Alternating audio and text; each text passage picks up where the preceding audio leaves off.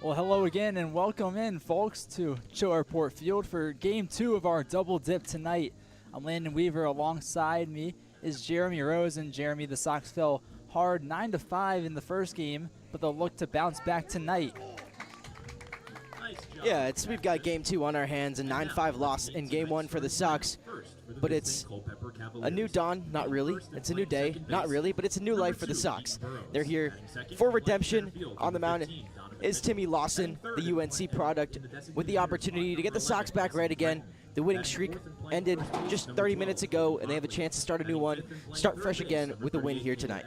Yeah, they'll look to try and get back on the winning run. They were on a 4-game win streak before Culpeper put a stop to that last time out, which really was just about 35 minutes ago. And the real story of the game was that the bats just weren't firing, and they weren't firing in the right moments. Yeah, just the clutch hitting wasn't there. The Sox left a lot of runners on base. When you have 12 hits, you expect to score more than 5 runs. 12 hits, and they proceeded to leave, I believe it was 11 runners on base. And you just can't, that's not a recipe for winning. You're not going to get consistent wins out of that each and every time out there. The Cavaliers left 9 runners on base, 8 hits that they turned into 9 runs. So they just did a better job the first time out of really turning those opportunities that they got into runs, moved their runners around well, brought them in when they needed to, and the Sox just didn't really have that edge in them that they've had over the past 4 games prior to this one. The things we saw that helped them beat Harrisonburg 14-2 just yesterday. So we'll see if they can turn it back around and get back to kind of the ways of winning that they had. And another thing added on, a pair of injuries to 2 of the better players in this Tom Sox lineup that really kind of stacked up and I think had an emotional impact on the Sox tonight. Yeah, Elijah Williams and Preston Gamster both falling down injured. Preston Gamster something with his hand as he slid into first early in the game, and Elijah Williams has messed up his knee, and they both will not be returning for the game tonight. But starting off for the Culpeper Cavaliers, this is going to be Keaton Burrows, a man that really terrorized the Sox in game number 1. He'll be looking to continue his terror tonight, but maybe, just maybe, the Sox can split the series as Culpeper was able to do last time out in the doubleheader on June 21st. They split both games, and Culpeper took the second one 8-0. So Tim Lawson will deal to Burrows. The first pitch is just a bit inside for ball 1. Yeah, Burrows in game number 1 put together a 2-hit performance, added in a walk, a sacrifice fly, 4 RBIs on the game, and just really worked well with runners on base, with nobody on base. Put together a solid performance. His only bad at-bat was truly his first at-bat where he had a hard ground out over to second base to lead off the game. So a chance to redeem himself in a first at-bat here, and a chance for the Sox to get back on the right foot, shut him down in his first at-bat. Well, early on in this at-bat, it is 2-0 in favor of Tim Lawson. He'll deal, and a swing and a miss by Keaton Burrows. Strike 1 on the board. And for Tim Lawson, his last time out, a comeback start, 5 innings pitched, 1 hit, 1 run, 3 walks, and 9 strikeouts. Just a very positive performance from Tim Lawson. 6 days ago, he'll look to replicate that with a good performance here today. Lawson just barely missing the zone on that one. Count moves to 3-1. And yeah, Lawson hasn't had a whole lot of appearances this season. He's come in some inopportune times, but tonight he's starting on the mound, looking to get the Sox off on the right foot, which was not really done last time out. The 3-1 above the strike zone for ball 4, and Burrows will jog his way over to first base. Continues to stay hot and be successful at the plate against the Sox. Not to mention his abilities on the base paths, 11 stolen bases on 15 attempts this season. Up next is Donovan Mitchell, who was batting in the bottom of the lineup in game 1, now in the 2-hole for game 2. Lawson will deal right down the middle for strike 1. And not a very high batting average for Donovan Mitchell, just a little bit over 210 on the season. And in game 1, put together a 2-for-5 performance, a pair of base hits to go along with a strikeout.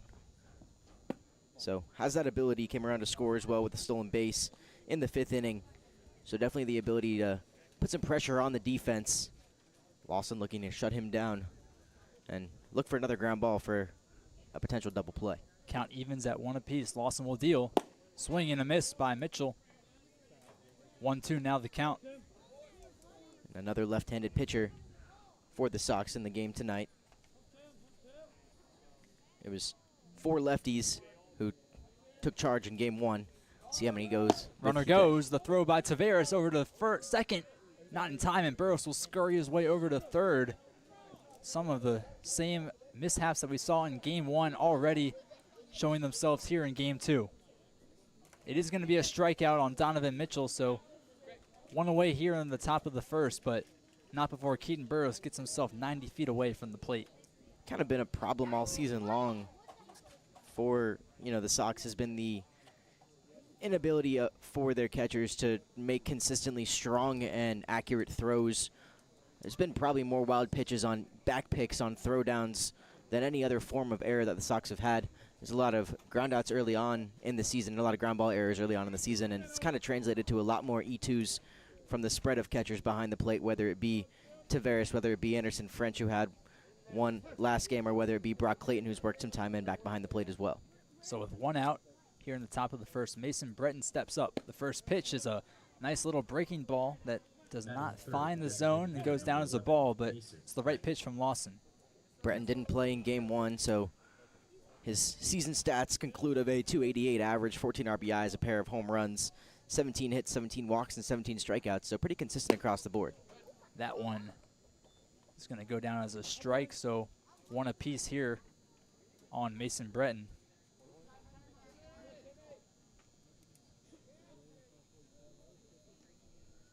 The even pitch.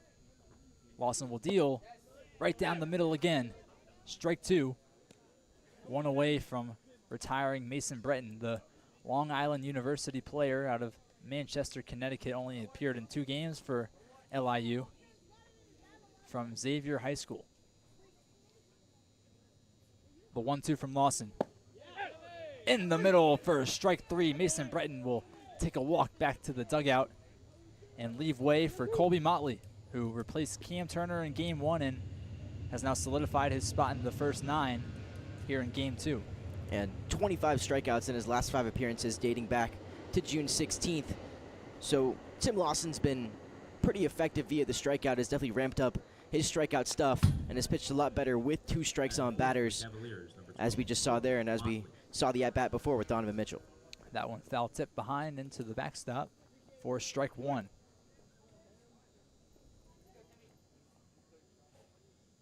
The 0-1 from Lawson. That one just a bit low in the glove of Evan Tavares for an even count at 1 apiece.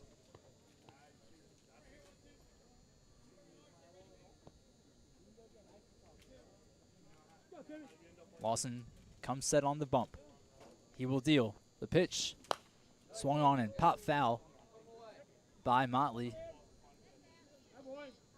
making the count 1-2.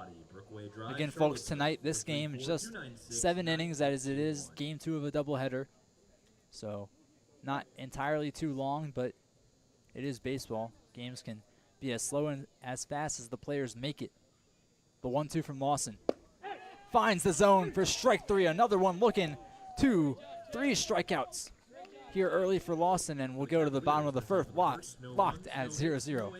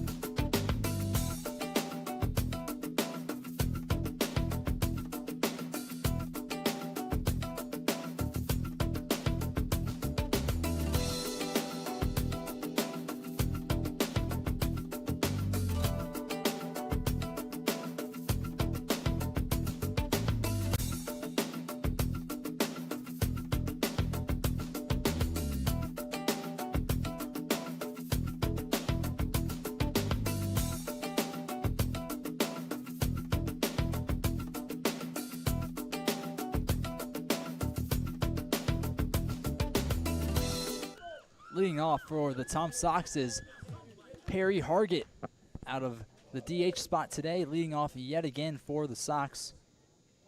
The first pitch coming to him from Mizrahi out of Penn State University.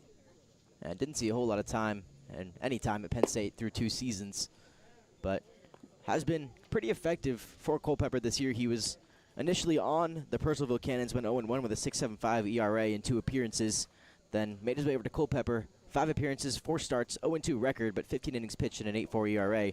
Definitely eaten some innings for the Cavaliers and has done so pretty effectively. Had a rough outing against the Turks last time out. 3 innings pitched, 8 runs allowed, 6 hits, 3 walks, and just 1 strikeout to his name. So has a big walking problem as well. And we'll see if he can tone that down in this outing here tonight.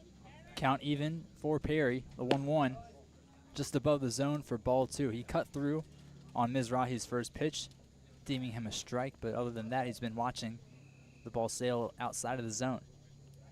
Mizrahi will come set and deal this 2-1 pitch. Hargett will swing and miss, evening it at 2 apiece here with no outs and a 0-0 score line in this game 2 tonight.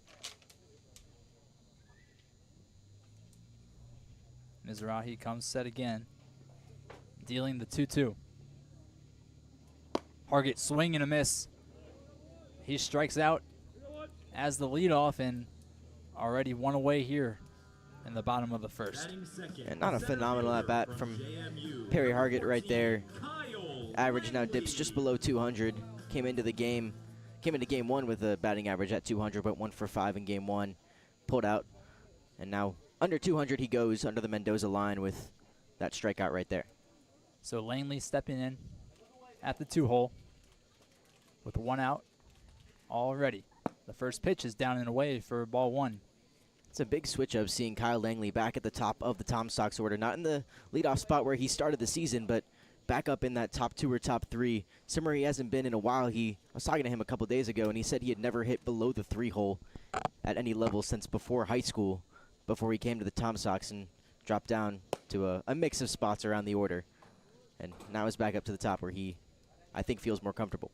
Takes a cut at that one for 1-1, but yeah, as you mentioned, he's now at the top of the order, found himself in the middle of the order in the game beforehand, and got himself a double and a single on that one. So definitely got his bat on the ball, and we'll look to continue that here. The 1-1, he swings and pops that one up into the air. Coming over to get it is Malessa. He settles under it and makes the grab. 2 away here, and just as many batters for the Sox. And that brings up the Dirty Terp, Jackson Soroy, who is definitely on a hitting streak right now. Has had a multitude of good games in the last few appearances for himself, and will look to continue that here. Mizrahi is going to try to retire the Sox in order. The first pitch to Soroy is right down the middle for strike 1.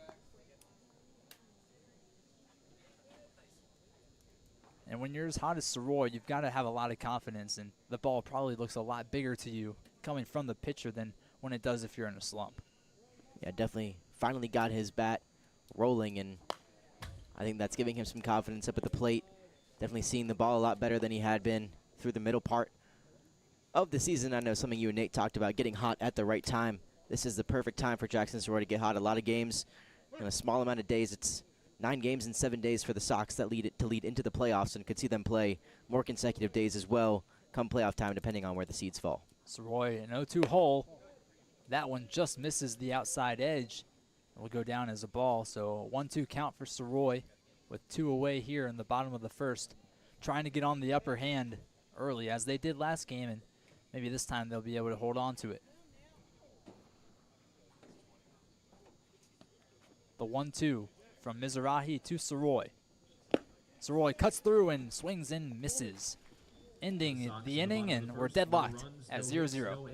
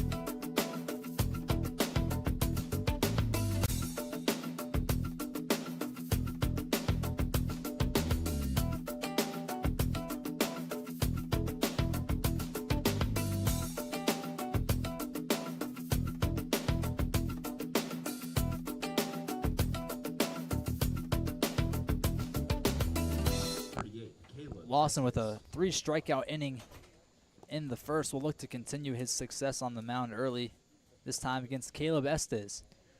Caleb Estes, a guy who didn't play in game 1 and not a guy who you should be, you know, happy to see in the lineup necessarily.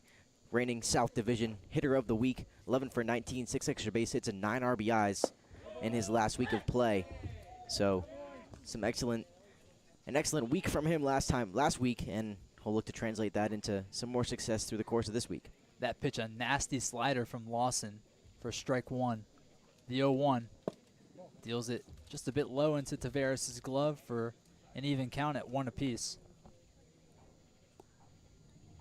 Caleb Estes batting .333 on the season and 60 at-bats, 2 home runs and 20 hits to his name.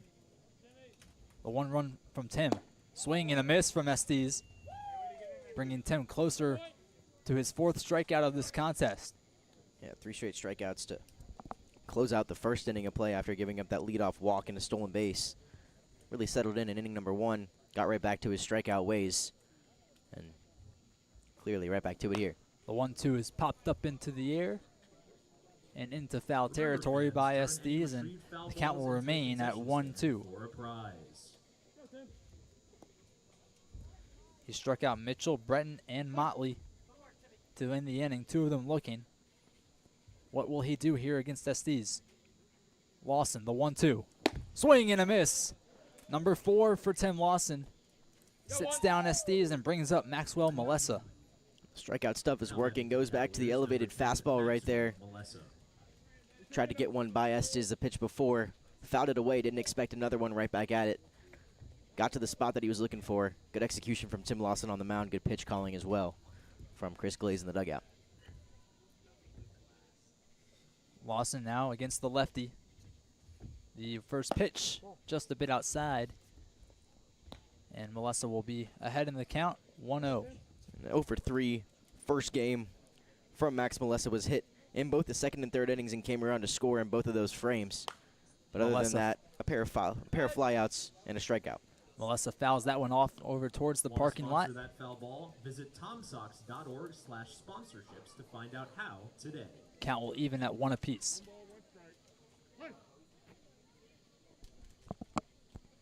Lawson comes set. He will deal to Melessa. That one looked like it got right in the middle of it, but Mike Mackey deemed no. Just a bit upstairs and will go down as ball 2.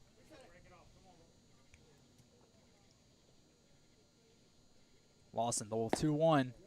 Again, just outside, and now at 3-1. The first time he's really found himself down in a hitter's count other than the leadoff man, Keaton Burrows.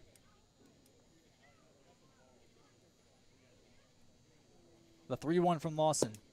Inside for ball 4, and Melessa will jog his way to first base. Yeah, not an at-bat you want to lose right there. In a plus matchup, lefty-lefty. To miss a couple pitches low and in. Tried to go to that changeup a little bit more than maybe he should have. Tried to get the swing and miss from Melessa, who would not chase and has a free pass to first base now.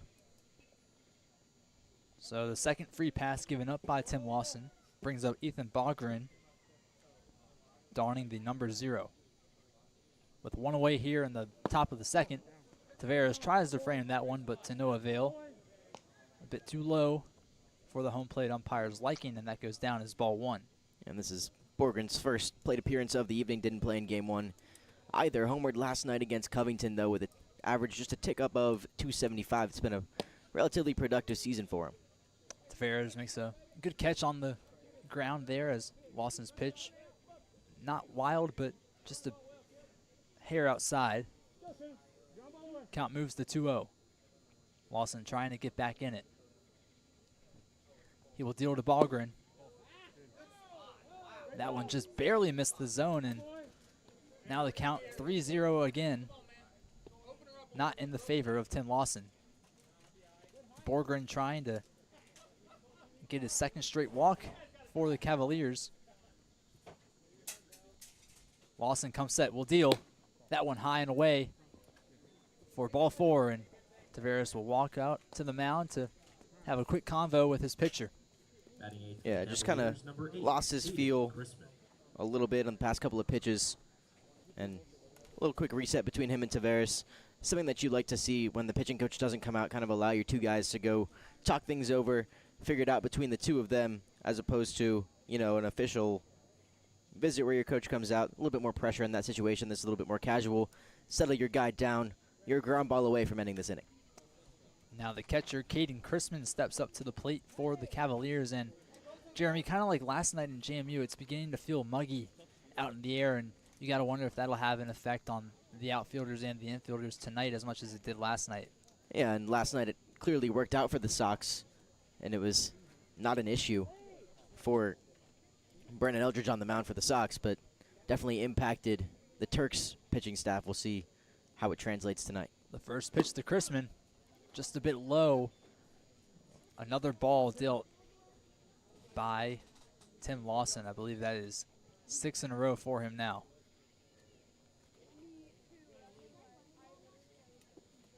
Checking on Melessa at second. He'll deal. Again, just a bit outside, and ball 2 yet again.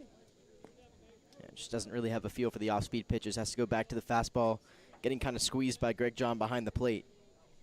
And he's now on 7 straight balls. Trying to end that streak here. He comes set, the 2-0, he will deal. After he makes sure Melessa isn't doing anything funny. There it is. Strike 1 in this at-bat. Ends Lawson's ball reign. Yeah, and you're going to need a lot of innings out of Tim Lawson tonight. Talk about it on end, but 2 games today for the Sox, 2 games tomorrow, and then it's 5 games in 5 days starting on Saturday. Lawson will deal the 2-1. That one finding the zone again. He's got it going yet again. Trying to retire his 5th via the strikeout. Going to be an interesting adjustment for both batters and pitchers today, because you're seeing 2 different strike zones between John behind the plate this game and Mike Mackey, who was calling balls and strikes in game 1. Lawson, the 2-2. Foul tipped right behind us and toward us, keeping the count at 3-2. 3 balls on the board. Chrisman also in his first at-bat of the day. Just a 150 average on the season through 20 games, 60 at-bats, so hasn't really found it a big out for Tim Lawson to get right here against a guy who's been struggling all season long. The 2-2 from Lawson, checking on Melessa, just making sure he's not leading too much. He deals just a bit upstairs for ball 3, runs the count full. Seems a little bit too entertained with Max Melessa out there, so whether it's kudos to Melessa or something that Lawson needs to kind of ignore is that runner out there on second base. Focus on your batter. Only 1 out, but the chances of him getting thrown out at third are a lot higher when you focus on your batter, get some strikes. The payoff pitch popped up into the air, and that's going to sail foul, keeping this count at 3-2, and Chrisman will stay alive.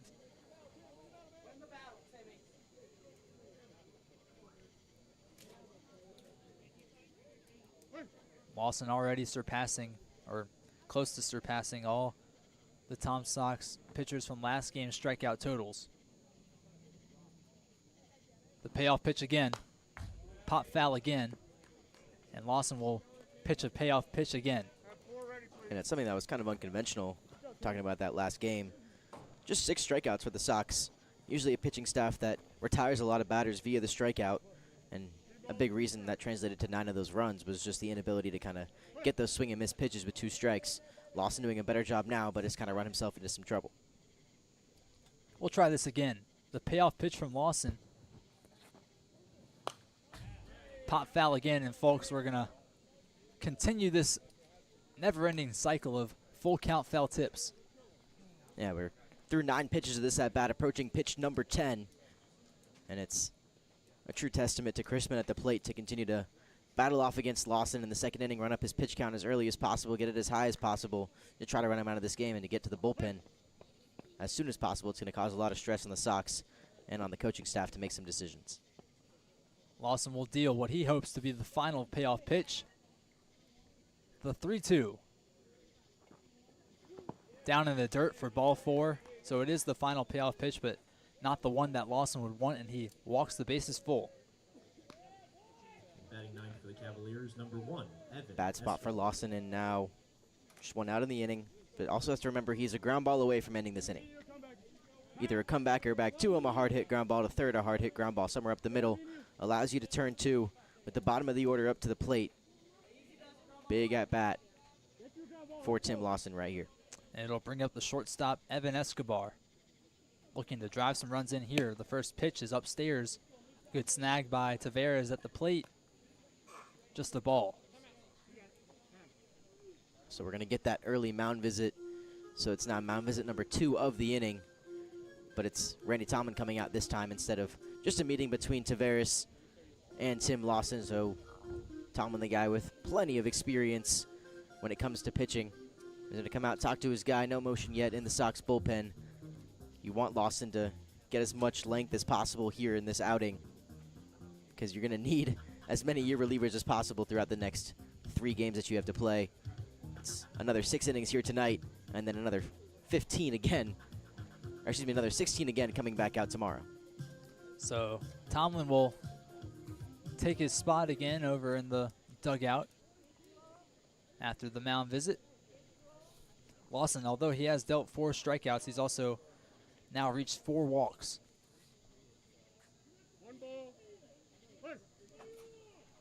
And that was probably more of the reason why Tomlin went out to talk to him.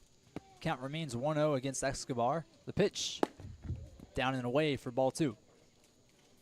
Lawson, after really having it going for 4 batters in a row, has lost it now. He's going to try and reel it back in. The 2-0 from Tim. High again, and that's going to be ball 3. Tim Lawson just cannot locate the zone. Just can't be giving up free passes to the bottom of the order. Evan Escobar at the plate, 62 at-bats here this season, a 113 average. He's only walked 7 times, struck out 22. And Tim Lawson is yet to locate and throw a strike. That's going to turn things back around to Keaton Burrows, and we know what he can do with runners on base. The 3-0 locates the zone for strike 1. Lawson finally makes his mark against Escobar, and could that be the turning point here? Escobar out of San Diego State University is fluent in both Spanish and French. Played with Ludero at Doral Academy. The 3-2, now it's 3-2. The 3-1 was swung on and missed by Escobar, and Lawson is now fully into this count. Another full count for Tim Lawson. And he'll deliver the payoff pitch imminently.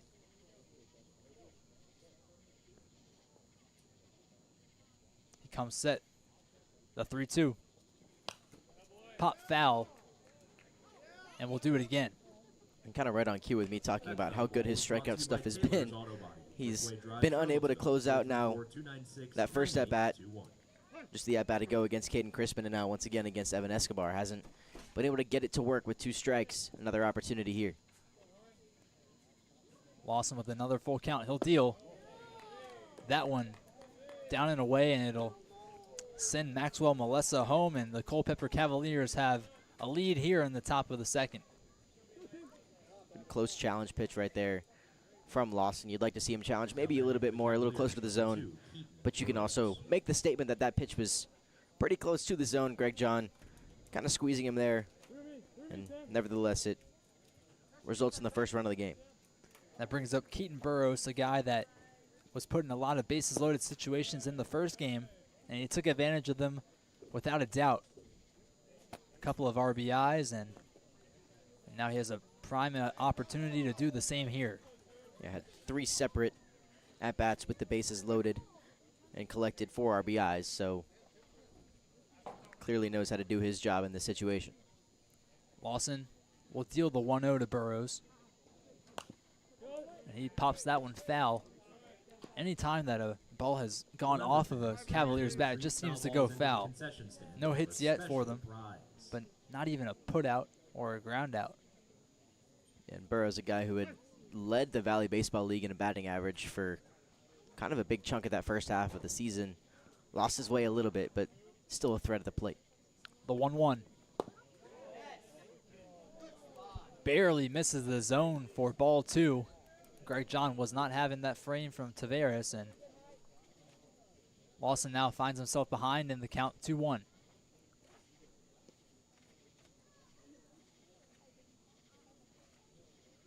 He'll deal. Inside again for ball 3, and boy, Tim Lawson just has completely lost his touch ever since throwing that 4th strikeout. Yeah, and I think it's also just when your umpire isn't really helping you out there on the mound, you start to overthrow a little bit more, try to paint your spots a little bit better than you were. Because if you're not getting the calls on the outside, you've got to paint to the inside, which means you have to throw a little bit harder. You start to pull those pitches, miss your spot low and in like he just did right there. 3-1. Can't find the zone again, and that's going to send Ethan Borgren home. A 2-0 lead here for Culpeper. Some action in the bullpen, and here comes Randy Tomlin. That's going to be a very, very quick hook on Tim Lawson after 5 straight walks. Brings home the first 2 runs, and the bases stay loaded.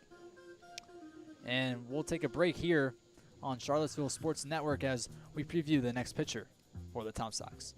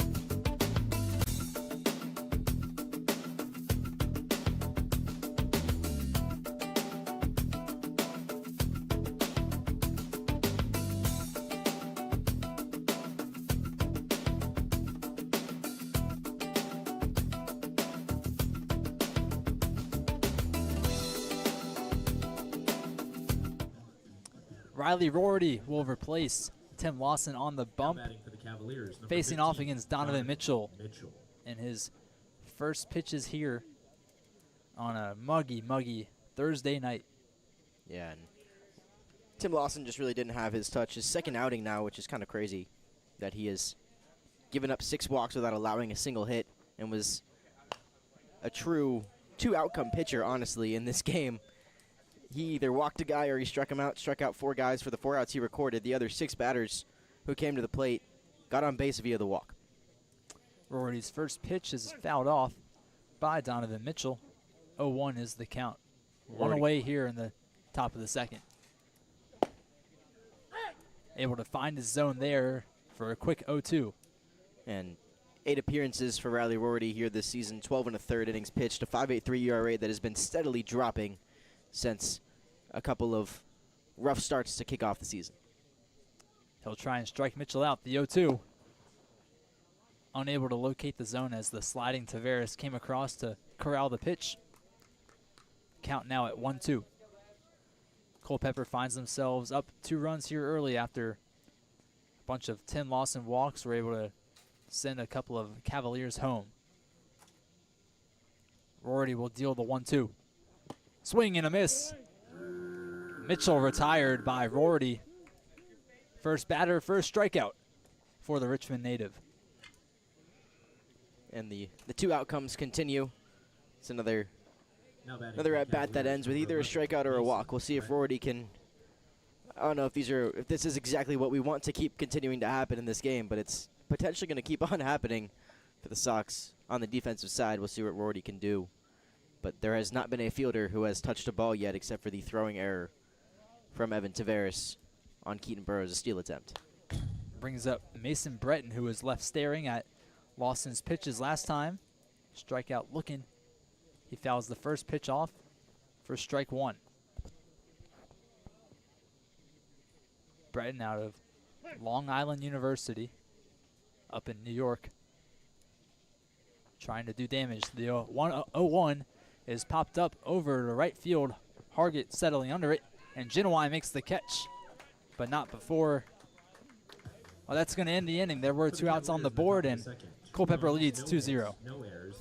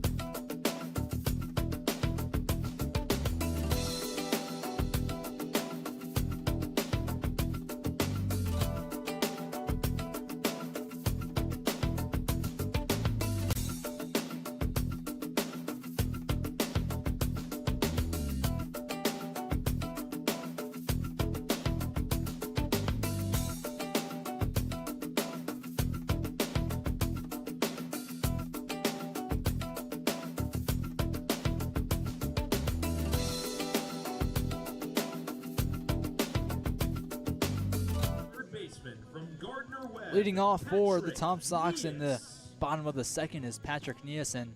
He finds the Tom Sox in a familiar spot down to the Culpeper Cavaliers. It is 2-0 here in the bottom of the second in this 7-inning bout in Game 2 of this doubleheader. Mizrahi still graces the mound, and he'll deal the first pitch to Nias. He will watch that one sail low for ball one. Pat Nias, both him and Will Genowine, the two guys who were able to reach base in 3 at-bats in Game 1. Nias looking to stay hot here. The 1-0. Nias watches that one fly into the strike zone to even the count at 1 apiece. 2 for 4 here in Game 1, reached base via the walk, along with a pair of singles. And yesterday, of course, had a big statement home run along with a double and a walk that he came around to score on. So been a hot 2 days for Pat Nias. Chance to keep it rolling here. The 1-1. Nias crushes that one into center field. Coming to get it is Mitchell, settles under it and makes the grab. So Nias will retire himself back to the dugout, giving way to Tanner Shadle, who unleashed the 2-run home run bomb to left field in Game 1. His second 2-run homer against the Culpeper Cavaliers. Can he make it 3 home runs in a row against them? Only time will tell, but it is an increasingly unlikely feat. Guy who's more than capable of doing it, though, in Tanner Shadle. The first pitch, a bit lower in the zone, but nonetheless, strike one. With 1 away here in the bottom of the second, Tom Sox need to do what they couldn't last time out, and that's be able to get runs when you're down. Once they found themselves in a deficit, the bats just went cold. The 0-1. high and away for ball one, evening the count at 1 apiece.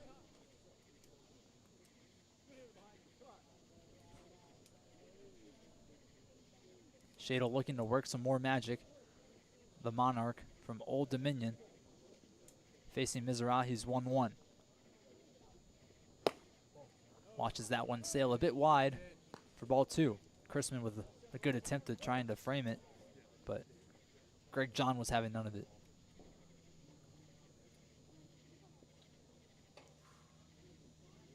Shadle readies himself, and so does Mizrahi with the forward stance. Now comes to his side. The 2-1. Swing and a miss from Shadle. He cut through.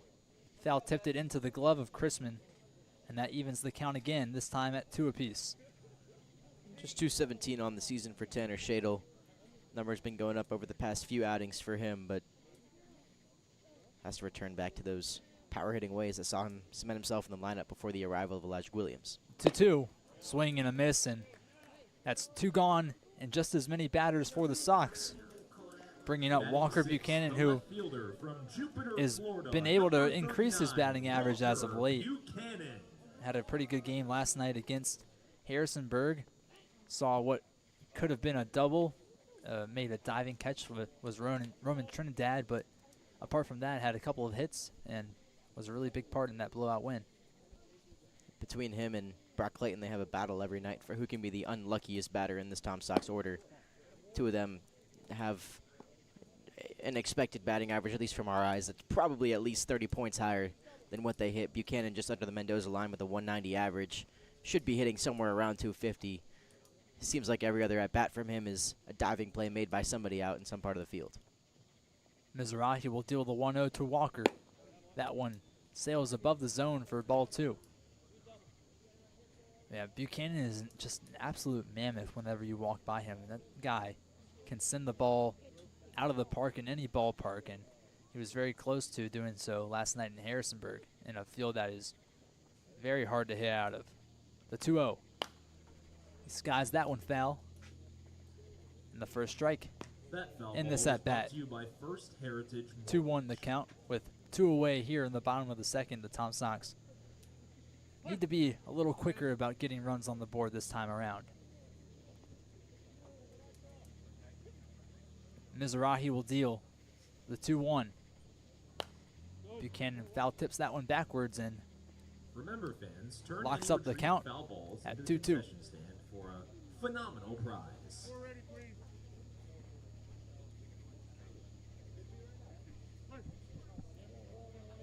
Buchanan still searching for that first home run this season. Hit 1 home run with UVA last season. Count locked at 2-2. High and above the strike zone for a full count.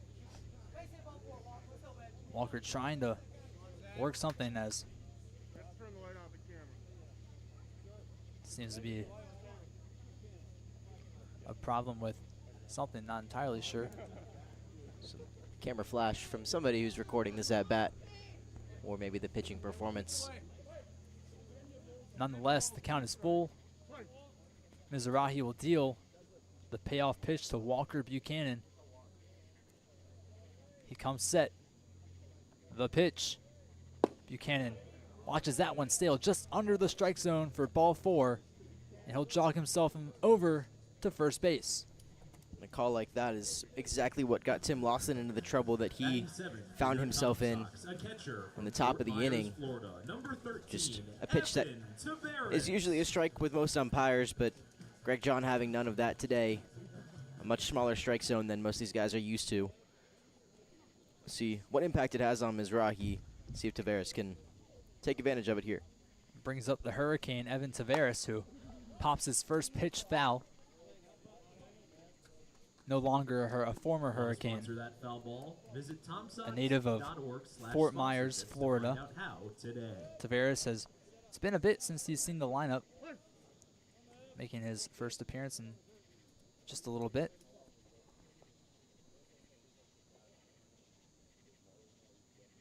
Mizrahi deals. Taveras watches that one sail wide for ball 1. It's a 1-1 count here.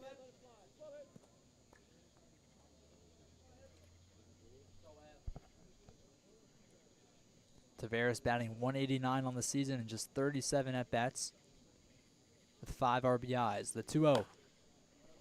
Chop foul, and that will bring the count to 1-2. Kind of been the guy left out of the two-man rotation that's come to fruition with the addition of Anderson French just a couple of days ago. Obviously made his debut right before the All-Star break in that shortened ball game. Came out to start game 1, but the three-man rotation is going to be very nice to have over this backstretch of games. Mizrahi deals the 1-2. Tavares chops that one foul as well. Same spot, same result, but the count stays the same at 1-2. These guys now kind of fighting between the three of them for who's going to get that start in the big playoff games. If it comes down to a 3-game series, who plays game 1 and game 3. Tavares with a chance to kind of break out from the group right here. French put together a solid performance in game 1. Clayton as well at the plate. So Tavares' turn. The 1-2 to Tavares. Swing and a miss, and that'll end the inning. Culpeper leads 2-0.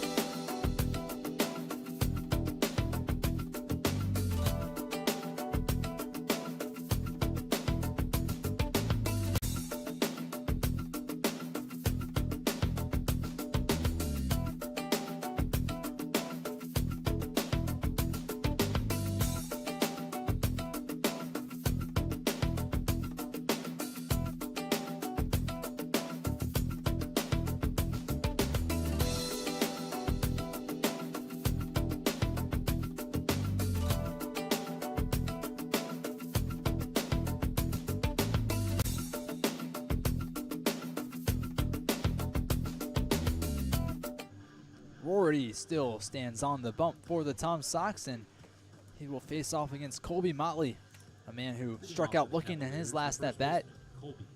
And Rory will try and continue the same result via the strikeout for him this time around, as the Culpeper Cavaliers lead the Tom Sox 2-0 in this second game of a Thursday doubleheader. The first pitch to Motley finds the zone for strike 1. A real heater there from the VCU Ram.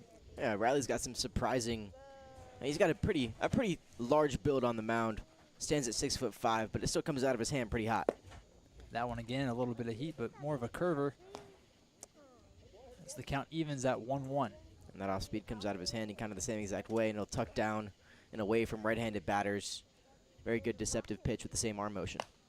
Motley fouls that one off for 1-2. Remember, every inning's a big inning in a 7-inning game for an awesome prize. in such a shortened atmosphere. But this top of the third right here, after Rorty came in, retired the 2 batters he faced to continue that streak and allowed the Sox to build back in the bottom of the third inning is going to be really, really important for him and for the team today. Motley foul tipped, and that one's going to send him back to the dugout. Another strikeout for Rorty, his second of the day. Beginning to cook here on a late Thursday night as we approach 10 p.m. on the East Coast. It's getting close to my bedtime, Landon. I think you said that last night as well. Probably. Last night was a little bit later as well. That game also, I guess, didn't get started until around 8:45 or 9. I believe 9:10 was the start time, as Rorty's pitch sails past Tavares and into the backstop, creeping some kids out. So all things considered, that game started a 9:09 first pitch, ended at 11:04 last night. So we should end, assuming everything stays consistent, around 9:40, around 10:45 here tonight, which is a little bit closer to my bedtime. Just an hour left to go of action, and get some sleep before another doubleheader out here again tomorrow. They are working us, but you know, we enjoy this kind of work. It's fun to be with the team, and you know, you spend 6 or 7 hours inside of the press box with some of your good friends. Rorty's pitch to Motley is crushed into left field. That's going, and Buchanan makes the grab.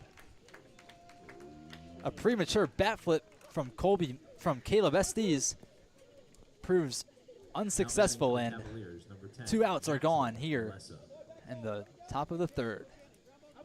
Yeah, I'm assuming that was a bat flip, like he thought he got a little bit more of that one, kind of not realizing just how heavy the air is with all of the moisture and the humidity that we're getting here in this Virginia summer. Definitely killed that baseball. It looked pretty good off the bat and didn't even make it to the warning track. Yeah, he didn't hit that one as hard as Tanner Shadle did. Tanner Shadle's was certainly worth the monstrous backflip that he delivered after blasting his out to left field. Strike one on Maxwell Melissa. We're already trying to send the Cavaliers down in order. That pitch high and away for ball one, evening the count at 1 apiece. Rorty has really come alive. It feels like every game that he pitches, he's just getting better and better and better. 2 strikeouts already tonight. The 1-1 in the dirt for ball 2.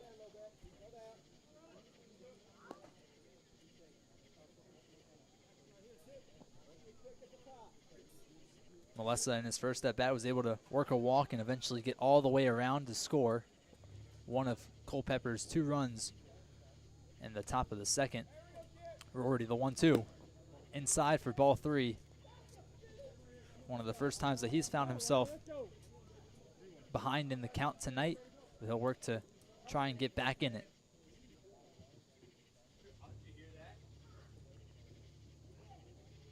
The 3-1 down low for ball 4, and Maxwell Melissa will jog over to first, bringing up Ethan Borgren. Now batting for the Rorty's Cavaliers, first the right walk of the fielder, night. Ethan Borgren. But luckily the bases aren't loaded, and there are 2 gone here in the top of the third. Not as threatening of a position as we've seen the Tom Sox be in the past 5 hours.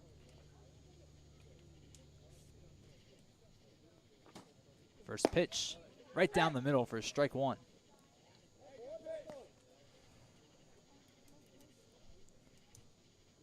Rorty really finding his pitches that he likes and getting the Cavaliers to either bite on it or keep them guessing, and as that one sails in for a ball. But he's really gotten his stuff going tonight, and as we mentioned, it feels like every game he begins to get more and more going. That ERA definitely started above 15 and now it's gone down to 6 as Borgren grounds that one over to Genuine.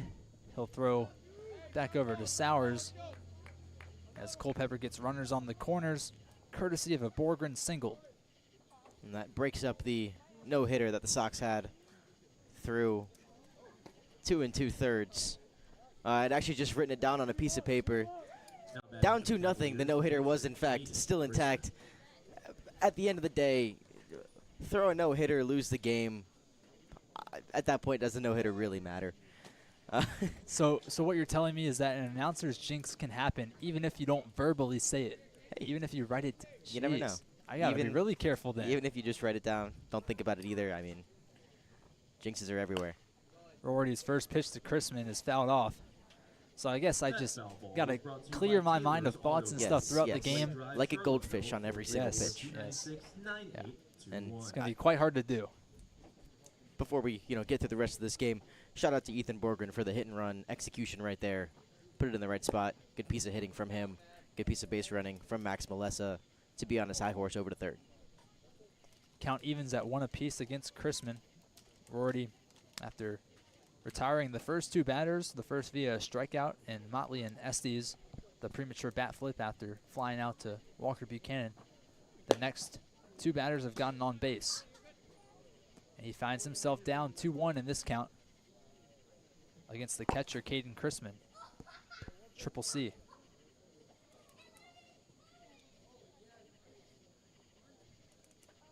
Rorty will deal. Chrisman readies himself in the batter's box. The pitch. Swung on and hit into center field. Langley will come and grab it, but it drops for Maxwell Melissa to come home. Runners on first and second now. An RBI single for Caden Chrisman. And the Caleb Estes at bat was taken away due to the humidity. That one helped out by the humidity, allowed it to not travel its way out to Kyle Langley like it looked like it might have off the bat, and instead died itself down just in front of him in shallow center field to bring home the run. So Rorty, now that's his first run allowed.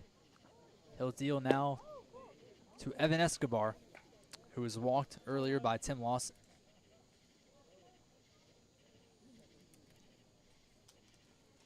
First pitch was inside for a ball, a 1-0. A fastball that just couldn't find the zone, a bit below. Quickly now the count is 2-0 with runners on first and second, and Borgren and Chrisman respectively. Chrisman recorded both his 10th hit and his 10th RBI with that single through the middle. Rorty deals the 2-0 just a bit outside, and 3 quick balls now for Rorty to deal with. Escobar, a guy that has struck out 22 times on the season. Not normally walked a lot, but he was walked earlier. Will he be walked again? Giving Keaton Burrows another bases loaded scenario. That pitch finds the zone. Rorty gets himself in the count. 3-1. Got to kind of work elevated with the zone of Greg John behind the plate. He's like the elevated fastball. And that one will not be a strike in Greg John's book or in anybody's book. Rorty deals a walk, and the bases are chocked full again for Keaton Burrows. I mean, how many times are they going to let this guy come up to the plate with 3 men on base? And it's just a testament to the bottom of the order between these 2 games for the Cavaliers. It's just been they've done a great job of the bottom of that order getting on base, whether that's, anybody from essentially the 5-hole down has been able to get on base and get the top of their lineup at bats with runners on base, runners in scoring position, and that's how you translate 9 runs off of just 8 hits, timely hitting and allowing those guys to get on base, work a walk, get a hit by pitch, any way they can to find themselves, whether it's 90 feet away, 180 feet away. That one finds the zone for strike 1, evening the count at 1 apiece. Burrows has been walked in his first 2 at-bats here in Charlottesville. In the first inning, he made it to third, but was left stranded, and in the second inning, walked to first, and that was about it, but it sent home a run. 3 at-bats now and 3 innings for Keaton Burrows. A guy who bats quite a lot. It's up to 77 at-bats on the summer season. 1-2 the count here. Rorty trying to strike him out. That one's popped up into the air. Genuine giving chase, and he makes the grab. Retiring the side, but not before they add another one. Culpeper leads 3-zip.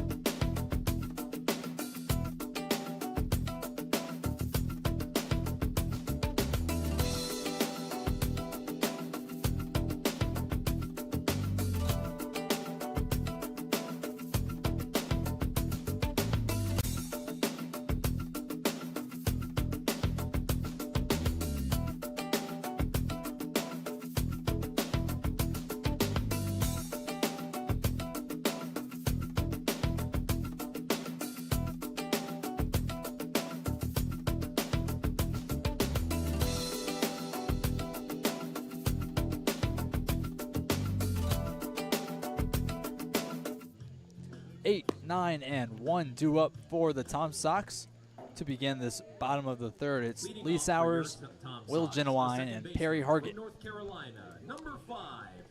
Lee Sowers has not been having the season that he would want with the Tom Sox, but he's definitely been a morale boost, and we have a lot of those guys on the squad this year, which is a great sign to see. I will say Lee Sowers probably single-handedly lifted the spirits up after the rain delay last night, playing with Hudson Luderman before the first pitch. And it certainly helped them on to a 14-2 victory in Harrisonburg. The first pitch to Sowers, down low for ball one. And the most deceptive batting average on this roster. Just a 161 average for Lee Sowers.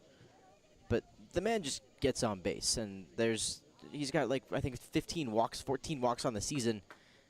And he's just a guy who's going to get on base, do his job, and set it up for the top of the order like he has a chance to do right here. A guy of small stature for sure, 5'10", 185. He's got I a think very 5'10" might even be a stretch. You're saying he may be 5'8"? I think he might be 5'8". We're pretty close to eye, and I sit at a 5'6" on a generous day.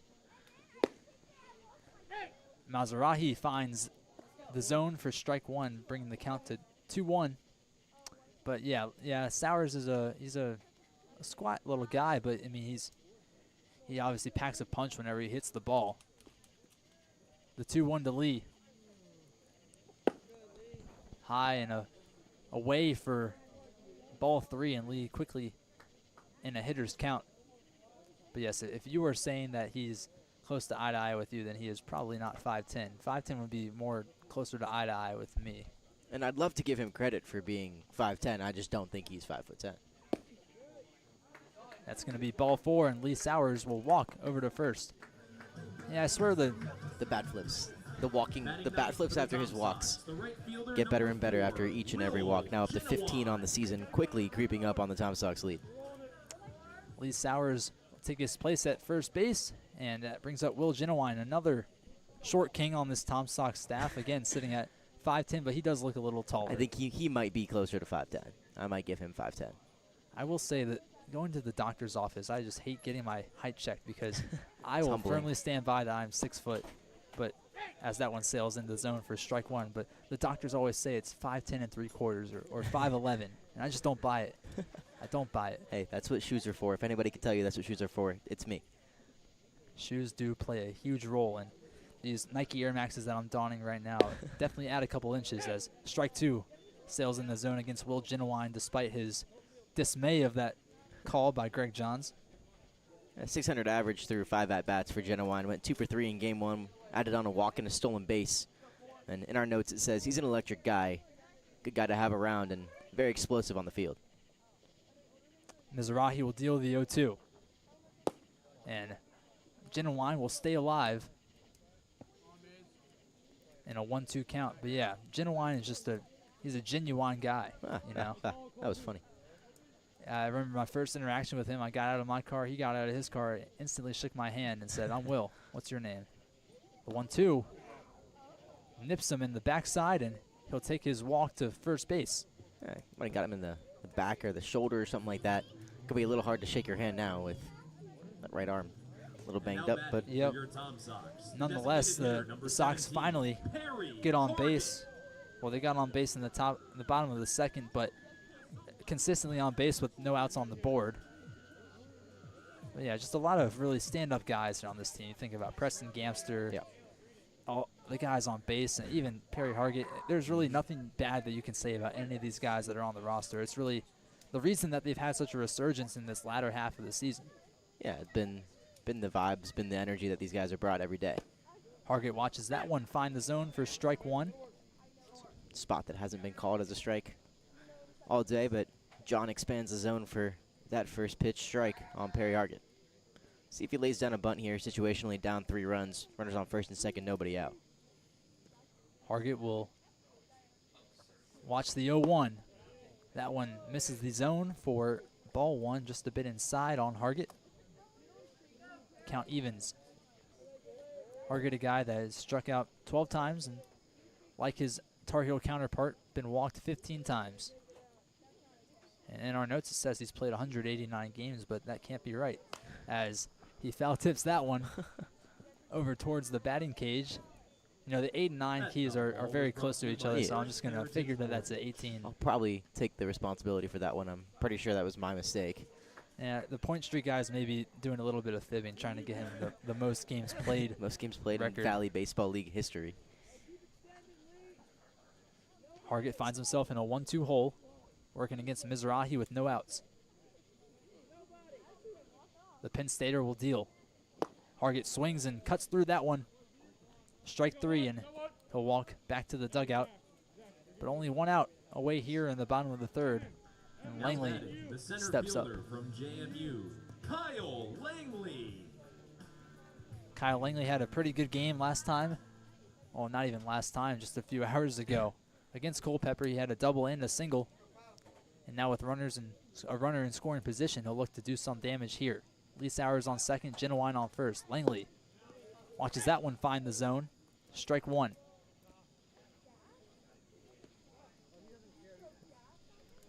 Langley, the Sox qualified batting average leader. A couple of guys no longer on the roster, and James Nunnally and Andrew Manley, who had that higher batting average. But Langley's been here since day one and has played since day one, stuck around enough, almost 100 at-bats on this season. This will be at-bat number 98 for him. That 271 average, while not too bright and flashy, does reign supreme on this Tom Sox roster. Yeah, you're getting a hit at least once out of every 4 of your bats, so it's a good percentage, and he'll want it to climb even higher as he laces the 1-1 down over towards Burrows, who throws it to second, and it's going to be dropped. So bases are going to be loaded due to the drop ball by Escobar. And the fielder's choice by Burrows does not prove to be successful. So the Tom Sox have their own bases loaded chance with Jackson Soroy up to bat. Yeah, so we get a 4-6 fielder's choice with an E6 added on there to make it about as fun of a play as you can. But Filling up Escobar, my stat sheet for sure. Escobar just unable to handle that one there. Tried to turn the double play before he had the opportunity to, you know, secure the ball in his glove. Genowine, good base running play. Slid a little bit early and managed to get up and scramble to the bag. Soroy with the bases loaded takes ball 1. There's not really a guy that I would rather have up to the plate than Jackson Soroy. I feel like with his hot streak lately, it's increasingly likely that he'll get a hit and bring some runs home in a dire desperation need for the Sox.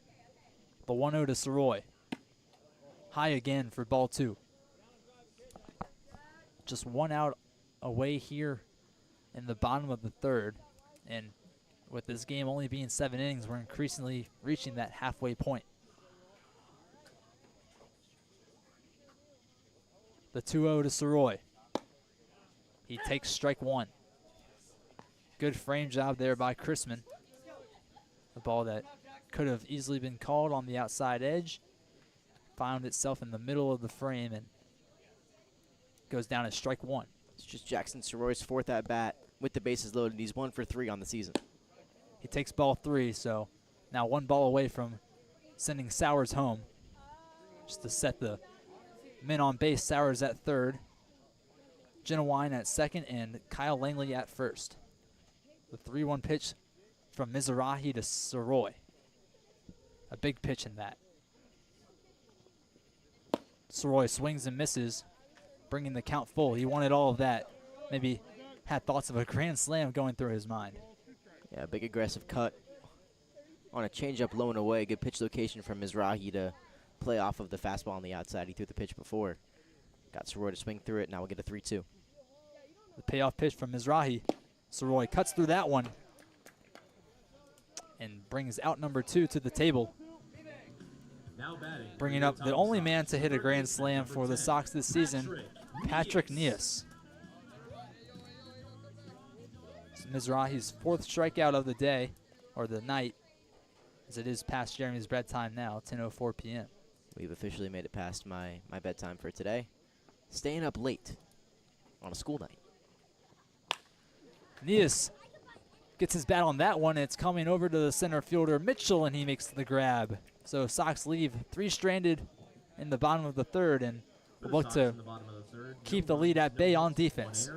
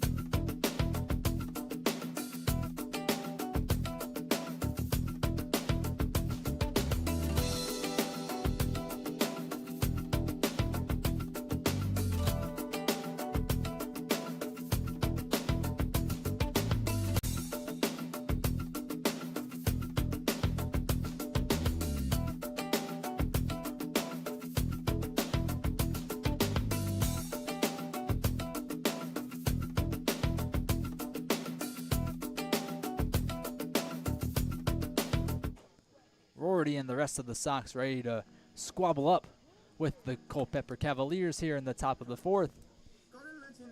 Starting off with Now batting for the Donovan Cavaliers, Mitchell. Donovan Mitchell. And between Donovan Mitchell and Klay Thompson, you could build an all-NBA team from just the Valley Baseball League between those two guys. Donovan Mitchell at the point. I don't know if we have anybody else in the league with a basketball-related. Taking Klay Thompson at the point guard over Donovan Mitchell. Well, of course, yeah, I already mentioned him.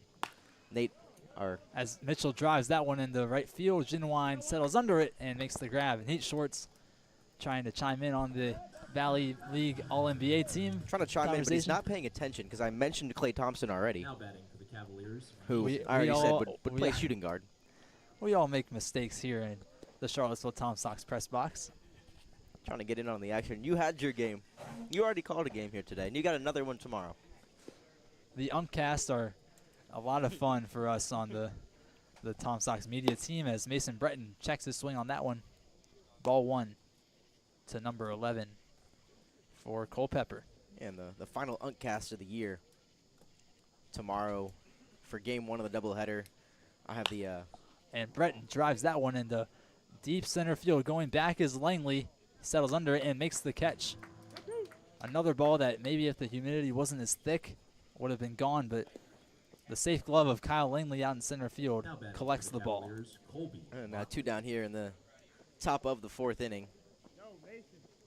Colby Motley already gone down via the strikeout twice today. On looks for the turkey, the sombrero of strikeouts.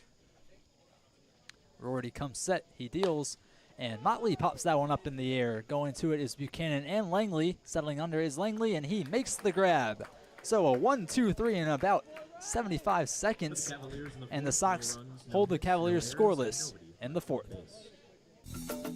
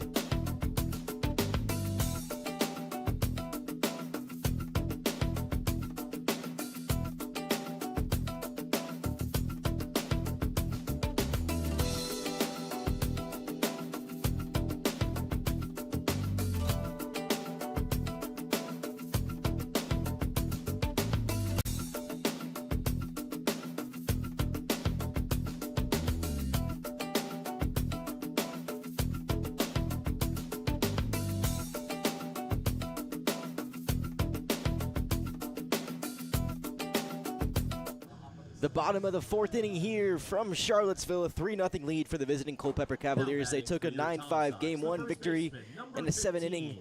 Game number 2, we're halfway through it. The Sox in a 3-0 hole haven't really been able to get the bats rolling. I'm Jeremy Rose, joined by Landon Weaver, who will be returning to the mic soon enough. Tanner Shadle at the plate, Walker Buchanan on deck, Evan Tavares will come up in the 3 spot for the Sox this inning. And here's Landon Weaver, who is joining us now as the first pitch to Tanner Shadle is fouled straight back. Hoping for another home run against the Culpeper Cavaliers. You asked for it last time, and you got a strikeout instead, so maybe we should stop asking for it and just let it happen naturally. Yeah, you're right. You're right. We learned that the announcer's jinx can happen at any At any point, way, any shape, time. and form. So There's no way around it as Shadle will take that one outside to even up the count at 1-1. As the night gets later, this broadcast gets a little bit more into the depths of of the broadcast. We're on, is this inning number 13 now? in the middle of inning number 13 of 16 tonight, with 16 more to go tomorrow. It'll be, unfortunately for you guys all listening, you get to hear me again for both games tomorrow. Unfortunately. Fortunately for me, I get to sit next to you guys all day on social media for all 16 innings. It'll be me and Nate Schwartz in the final uncast of the year in game 1. Shadle swings through the 2-2, and Daniel Stein will join me for game number 2 in that 7-inning affair to close out the back-to-back days of doubleheaders in 4 games in 2 days. And presumably we'll be just as tired as the players are at the end of it. I'd say we're going to be more tired, actually. I think the vocal cords are a lot more valuable and easier to get sore than, a forearm or a quadricep. The 2-2 pitch is a slider that gets past the glove of Crispin behind the plate and goes to the backstop. Count even at 2-2. We'll go full with a 3-2 count here on Tanner Shadle, who's working the at-bat better than most of the other Sox have up to this point in the game. No hits yet for Charlottesville. A pair of walks and a hit by pitch, along with the fielder's choice. That's how the Sox have reached. The 3-2 misses outside. Tanner Shadle gets himself on base via the walk. And now it's Walker Buchanan up to the plate with a runner on base. Hey, it's not a home run, but close enough. He gets on base. And is that close enough? It's a positive. There we go. It's a positive for the Sox. The on-base percentage for Tanner Shadle goes up. Walker Buchanan looks to keep the line moving. The Sox still in a 3-run deficit. But plenty of baseball left. 4 more plate appearances for the Sox. Riley Rorty worked well on the mound as he came in place of Tim Lawson, who didn't have one of his finer starts. If we did have a nickel for every time that there were 6 walks given up by Tim Lawson and no hits, we'd have 2 nickels. We don't have 2 nickels, but we do have 100 yen taped on the press box table. Taped on our press box table, so all different forms of currency in this press box. Now a 1-1 count on Walker Buchanan, and a plus matchup against the lefty Mizrahi, who hadn't thrown at all over the past 2 seasons at the collegiate level. Misses upstairs for ball 2 there, and has settled in quite well in tonight's affair after a rough 2 outings back-to-back. Already 6 strikeouts here through 3+ innings pitched. No motion yet in the Cavaliers bullpen, so they'll ride out their left-handed pitcher through this outing. His 2-1 pitch into left center field with some pop underneath it. Ranging back is Mitchell. Settle underneath it. A step or 2 in front of the warning track to make the play for the first out here in the bottom of the 4th inning. I think that's going to be the 3rd or 4th hit tonight that if it hadn't gotten caught up in the humidity, it would have really challenged that outfield wall. 365 out to dead center, a little bit deeper out to, 365 out to dead center, 365 or so out towards left center field, a little bit closer to that. That one probably put a little bit deeper, but the wall does bend pretty far back there, short to the corners. So every ball hit down the line definitely has a shot. Evan Taveras up for his second at-bat. He struck out in his first at-bat, the 4th strikeout for Zach Mizrahi, who will miss downstairs for ball 1. It's going to be the left-handed batters that really have a chance of hitting a home run tonight, with the right field marker being 290. So short right field porch, something we had talked about kind of all season. None of the lefties had really gotten a hold of one. We had a pair of them from Andrew Manley and from Kyle Langley early on in the season, and after that it's kind of been all the right-handed hitters. It's been Pat Chignius, who's gotten a couple. It's been Tanner Shadle earlier today to add on to his now 3 home runs on the season. Preston Gamster as well. Elijah Williams rocked one out, but his was at an away game and would have been well clear of the wall out here. 2-0 pitch fouled straight back. Yeah, every ball that Williams hits just seems like it's going to clear any fence at any ballpark. Go big or go home, as we talked about last night on the broadcast. He has a couple of mottos when he goes up to the plate. Yeah, and every swing with a whole lot of conviction from Elijah Williams. Unsure as to his return. He told us he would be able to play tomorrow. His knee is taped up well and wrapped, so unsure about that one. Preston Gamster, a thumb injury. Into the air is the ball from Taveras. Settling underneath it is right fielder Borgren, and he'll make the play for out number 2. So after a leadoff walk, it's back-to-back flyouts. That brings up Lee Sowers, who walked in his first at-bat, looking to keep the inning alive for the Tom Sox. Yeah, Lee Sowers has had a lot of professional at-bats lately. Something that we didn't see a whole lot early on, but you know, when you have 15 walks on the season, you definitely know how to work in that bat and how to work the pitcher in the way that you want it to. First train of the game goes by. I'd like to keep a counter of all the trains. First pitch upstairs to Lee Sowers, and that will be the official first train of the game. Obviously, in a shortened game, we're going to get fewer trains, but what's your Tom Sox record so far? I think the record was 6 in a game that Luke and I called earlier this season. I think I remember that one. I definitely have it marked down in the book somewhere. I'll go back and find it, but I think it's 6. I think it was 6 in a pretty long affair. That's at least in games that I've called. Unsure about games where I haven't been calling. That's on the rest of you guys to be keeping track of that. Yeah, it's 6 as Sowers fouls that one off. That foul ball was brought to you by Midge Motors. 6 trains in a 1-800-MIDGE. 14-4 loss to the Express on June 12th. 3-hour and 20-minute affair saw 6 trains go by. So, lots of action. Now a 1-2 count, lefty-lefty to Lee Sowers. The pitch misses outside. Sowers does not chase even at 2-2. Yeah, a lot going on in that Strasburg affair that night. You had the couple of coach arguments with the umpire, and who can forget that Topher Jones bomb? Who can forget? Now a 2-2 count on Lee Sowers. Mizrahi looking to end another frame here. Gets a ground ball over towards the right side. Collecting it is Burrows, who makes the throw over to Motley to end the frame. That's now 4 scoreless for Zach Mizrahi, who is absolutely cruising through Game 2 right here in Charlottesville.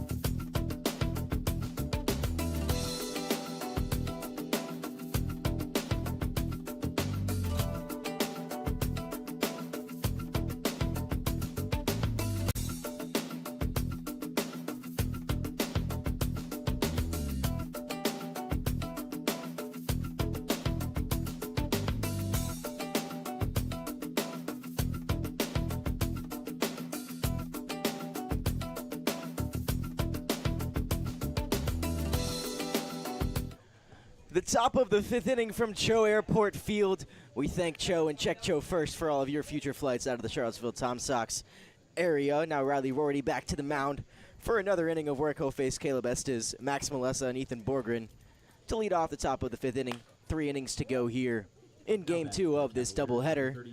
Culpeper holding a 3-0 lead. Yeah, the Sox just haven't been able to get anything going on the offensive end. Carrying over from last game, they are now at, I believe it's 8 scoreless innings in a row. So hopefully they'll put a stop to that soon, but got to wait 3 outs to see if they can do so. 1-1 now to Estes after the pitch misses downstairs from Riley Rorty. Still no action in either bullpen. The off-speed pitch right there. Looks like Estes held up. They'll check down the line. They'll say he did. I don't think he thought he held up, but the call on the field is that he did. Yeah, he showed quite a large amount of guilt there, but Yeah. Greg Jones is the overarching, he's the judge. He's the judge in this court, and he did not bang his gavel. The 2-1 into center field. Ranging back to make the plays, Kyle Langley. He's right on the warning track. He'll reach up to make another one, and that's out number 1 right here in the 5th inning. That's Langley's third put out today. And third in a row out in center field, back-to-back putouts. You're right. I am on the wrong side of my scorebook. So I looked at yours for a second. I was like, that looks a little different from mine. There Yeah. it is. There's the 3 F8s in a row. Will Genuine did not fly out to Kyle Langley, folks. It's possible. Would be interesting. Would love to see how they make that one work.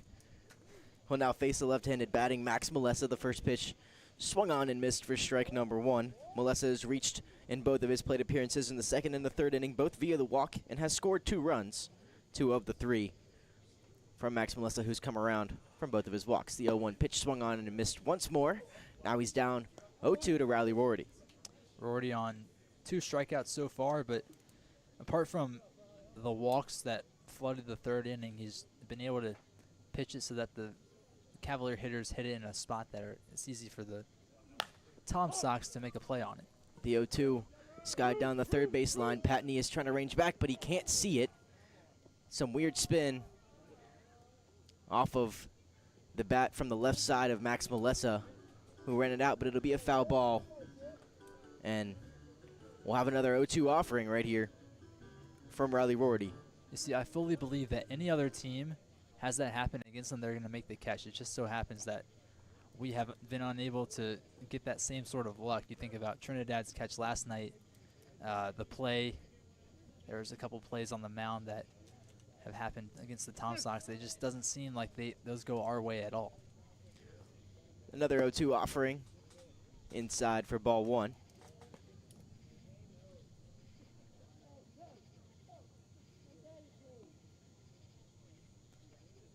And Rorty will come set to try to deliver the punch-out pitch. His 1-2 swung on and missed. There's the punch-out, his 3rd strikeout of the game. Now 2 gone here, top 5. Yeah, really good stuff from Rorty so far. He's found his spot. That fastball is really hard to hit when it gets into the spot that he wants in the zone, and it's getting there more times than not. After setting down the left-handed hitting Melessa, it's the righty Ethan Borgren back up to the plate. He's 1 for 1 today with a single into right field and a walk. 2 positive at-bats for him. One of them off of Tim Lawson with his single coming in the 3rd off of Riley Rorty. In an 0-1 hole after he fouls off the first pitch. Rorty kicks and fires again. Just downstairs for ball 1 will go even.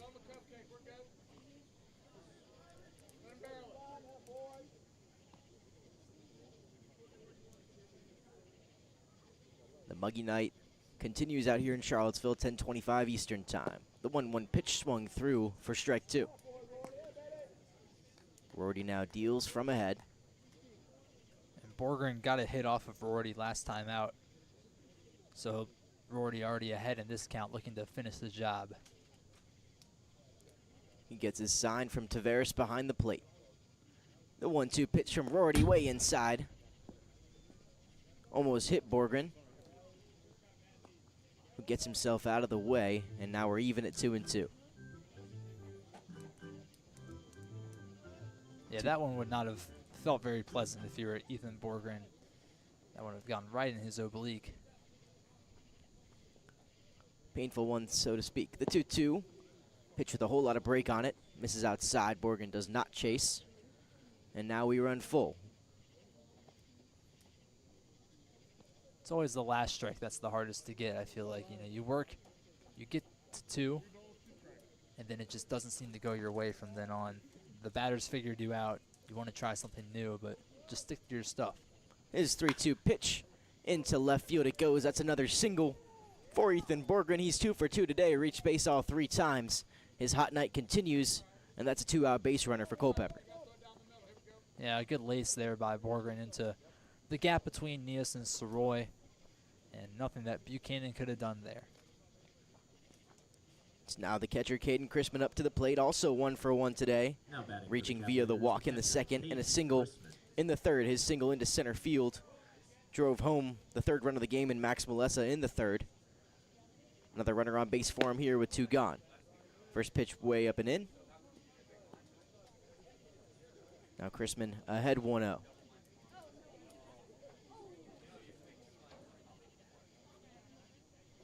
Rorty will come set.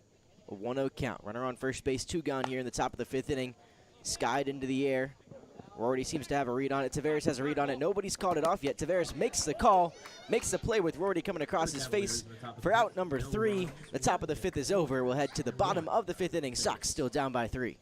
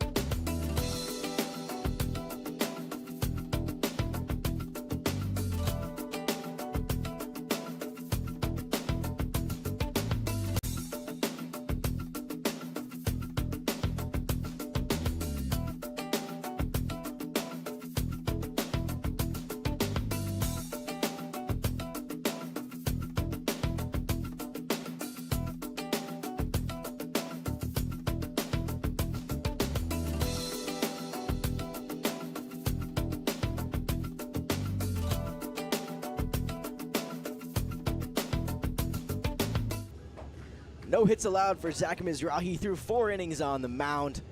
Back out for inning number 5 through 73 pitches. And he will face Will Genowine. It'll go 9-1-2. Genowine, Perry Hargett, and Kyle Langley up to the plate. As the horn of the train sounds, signaling train number 2 of the inning. A pair of lefties between Genowine and Langley to square off against the lefty Mizrahi here in this 5th inning. First pitch to Genowine, misses downstairs for ball 1. If you're the Sox, your goal has just got to be to get 1 on the board this time. You don't have to, don't search for 2, don't search for 3, just search for 1. The 1-0 offering in from Mizrahi will catch the outside for strike number 1.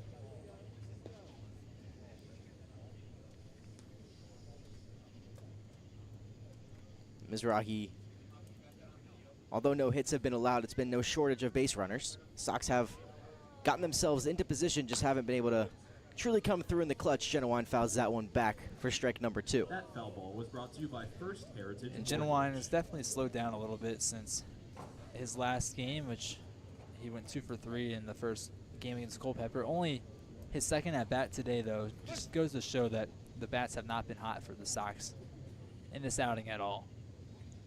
Mizrahi from the windup, his 1-2 offering into Genowine. Low and away, will go even at 2-2. And No walks on the board. Or excuse me, a bunch of walks on the board, but the hits column is just a big old tomato. Nothing so far for the Sox. The 2-2 pitch into Genowine, up and in. Will run full. Genowine with a good at-bat here. He found himself in a hole early, but he's been able to work out of it and now has a chance to get himself on base via the walk. Was hit by a pitch in the 3rd inning. He'll get a 3-2 offering from Mizrahi. Here, swung on and missed, but it's fouled off the glove. Could not be handled by Chrisman from behind the plate. Yeah, lucky break there for the Sox. Genowine stays alive. And now that he's half connected with the ball, maybe this time it'll be a full connection.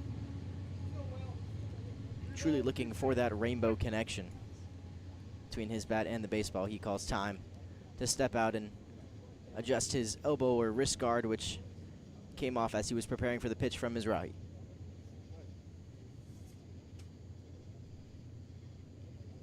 A 3-2 offering once more from Mizrahi into Genowine. Towards the left side, snared by third baseman Estes. And that saves the first hit of the ball game. Now 4 1/3 down of no-hit baseball from Mizrahi. The leadoff man, number 17, Perry Horgan. And you'd think that eventually the Sox would be able to get something off of him, but it's just been 4 walks. That's the only thing that they've been able to do. And of course the E6 on the fielder's choice, but that of course won't go against Mizrahi. First pitch into Perry Hargett is a swinging strike 1. Hargett with a pair of strikeouts already in the 1st and the 3rd inning.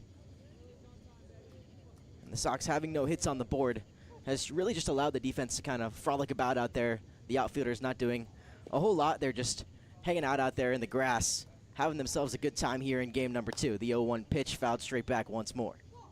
Remember, fans, turn in any retrieved foul balls into the concession stand for a prize. Yeah, Hargett just struggling a bit lately. His batting average now is going to be well below 200 after those 2 strikeouts, trying to get back above the Mendoza line. An 0-2 offering, misses just outside. Now 1-2 is the count with 1 down here, bottom 5. Kyle Langley awaits on deck. He reached base via a fielder's choice and an error in the 3rd inning. Flew out in the 1st. He's the 3rd batter up of the inning, and now the 1-2 pitch outside again, and we'll go even 2-2. And Mizrahi, like, nothing about his pitching has really jumped out. It's just that the Sox have not figured him out yet, and it's now over halfway done with this game, and it seems like they've got to figure him out soon. 2-2 upstairs, another full count offering on the way from Mizrahi. And a pitcher who last time out against the Sox only went 2/3 of an inning, picked up a loss. 2 runs allowed, 2 hits, 1 walk, and 1 strikeout, and he's thrown in a fiery performance today. 6 strikeouts to his name. It's now a season high for him. That one upstairs for ball 4. Perry Hargett reaches via the walk. Not a season high for him. He had 8 strikeouts on July 3rd. The center fielder, Kyle Langley. And this time around, we'll have plenty of time to get back up to that number. We're still in the bottom of the 5th inning. Remember, this is a shortened 7-inning game in game 2 of the doubleheader. But an opportunity right here to continue to stay hot. Now Kyle Langley at the dish, a guy who had a solid first game here tonight and is 0 for 2 in this outing. First pitch way outside. Diving stop made by Chrisman to keep Perry Hargett on first base. Hargett, a guy with some speed, 12 of 14 on stolen bags this season. Has been running it up as of late. The 1-0 pitch on the ground towards second base. Collecting his burrows, he'll turn and go to second. The throw is in time to get Perry Hargett out. At second base, Escobar secures this one, doesn't try to turn it. And that's a fielder's choice, the second of the day for Kyle Langley now. 2 gone here in the bottom of the 5th inning. And still no hits allowed by Mizrahi. And he is getting closer to 5 complete innings with that stat, which is impressive to say the least. Up to 88 pitches. We'll see how long they allow him to stay out on the mound. Presumably, you just kind of let him go. Got a lot of baseball to play over the next couple of days for both of these teams. You want to get as much out of your starting pitchers as possible. Yeah, no movement in the bullpen for the Cavaliers. They're all just kind of watching in awe of this performance by Mizrahi. Some movement in the bullpen for the Tom Sox, however. Mizrahi shaking off a pair of signs. Now will finally come set. Pitch misses inside to Soroy. Taking off towards second is Langley. He'll be in there with no throw. So Kyle Langley with a smart read from first base. And he'll advance to second on the wild pitch. Oh, now you have a runner in scoring position, and even though there are 2 outs gone, as a mound visit is going to come for Mizrahi, Soroy has a chance to cut into the lead a little bit. There's finally some action out in that Culpeper bullpen. A left-handed pitcher is starting to get loose a little bit, throwing with what looks like a kid of the coaching staff. It'll be Alexander Crutter getting loose. Number 81. Number 81. Interesting. Don't typically see that high of a number in Looks like they're actually going to turn to him right here. Crutter is going to come on in a game where Zach Mizrahi is not allowed to hit through 4 2/3 innings. It'll be up to Alexander Crutter to keep the success going when we come back.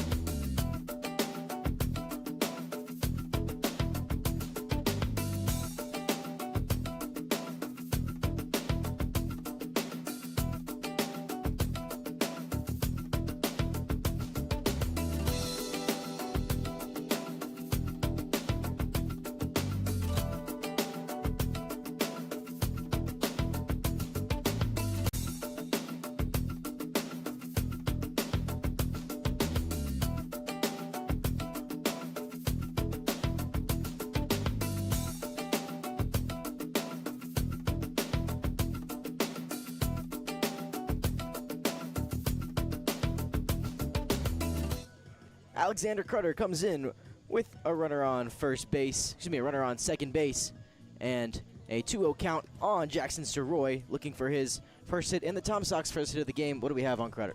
Yeah, he's a junior out of Lynchburg College, a 6'1", 195 man out of Fairfax, Virginia. Only 3 games for Lynchburg in 2024. Did not play for the Hornets in 2025. Already down 2-0 on Soroy. His first pitch will catch the inside corner for a called strike 1. In 17 innings pitched here for Culpeper, he's got a 2.84 ERA, 24 strikeouts, and just 5 walks to his name, only 5 runs allowed as well. Now that pitch not really on par with a lot of the ones tonight. The 2-1 laced out towards right field. Settling underneath it is Borgren on the run. For out number 3 here in the bottom of the 5th inning. Sox still being no hit through 5. To the top of the 6th we go, right here from CHO Airport Field.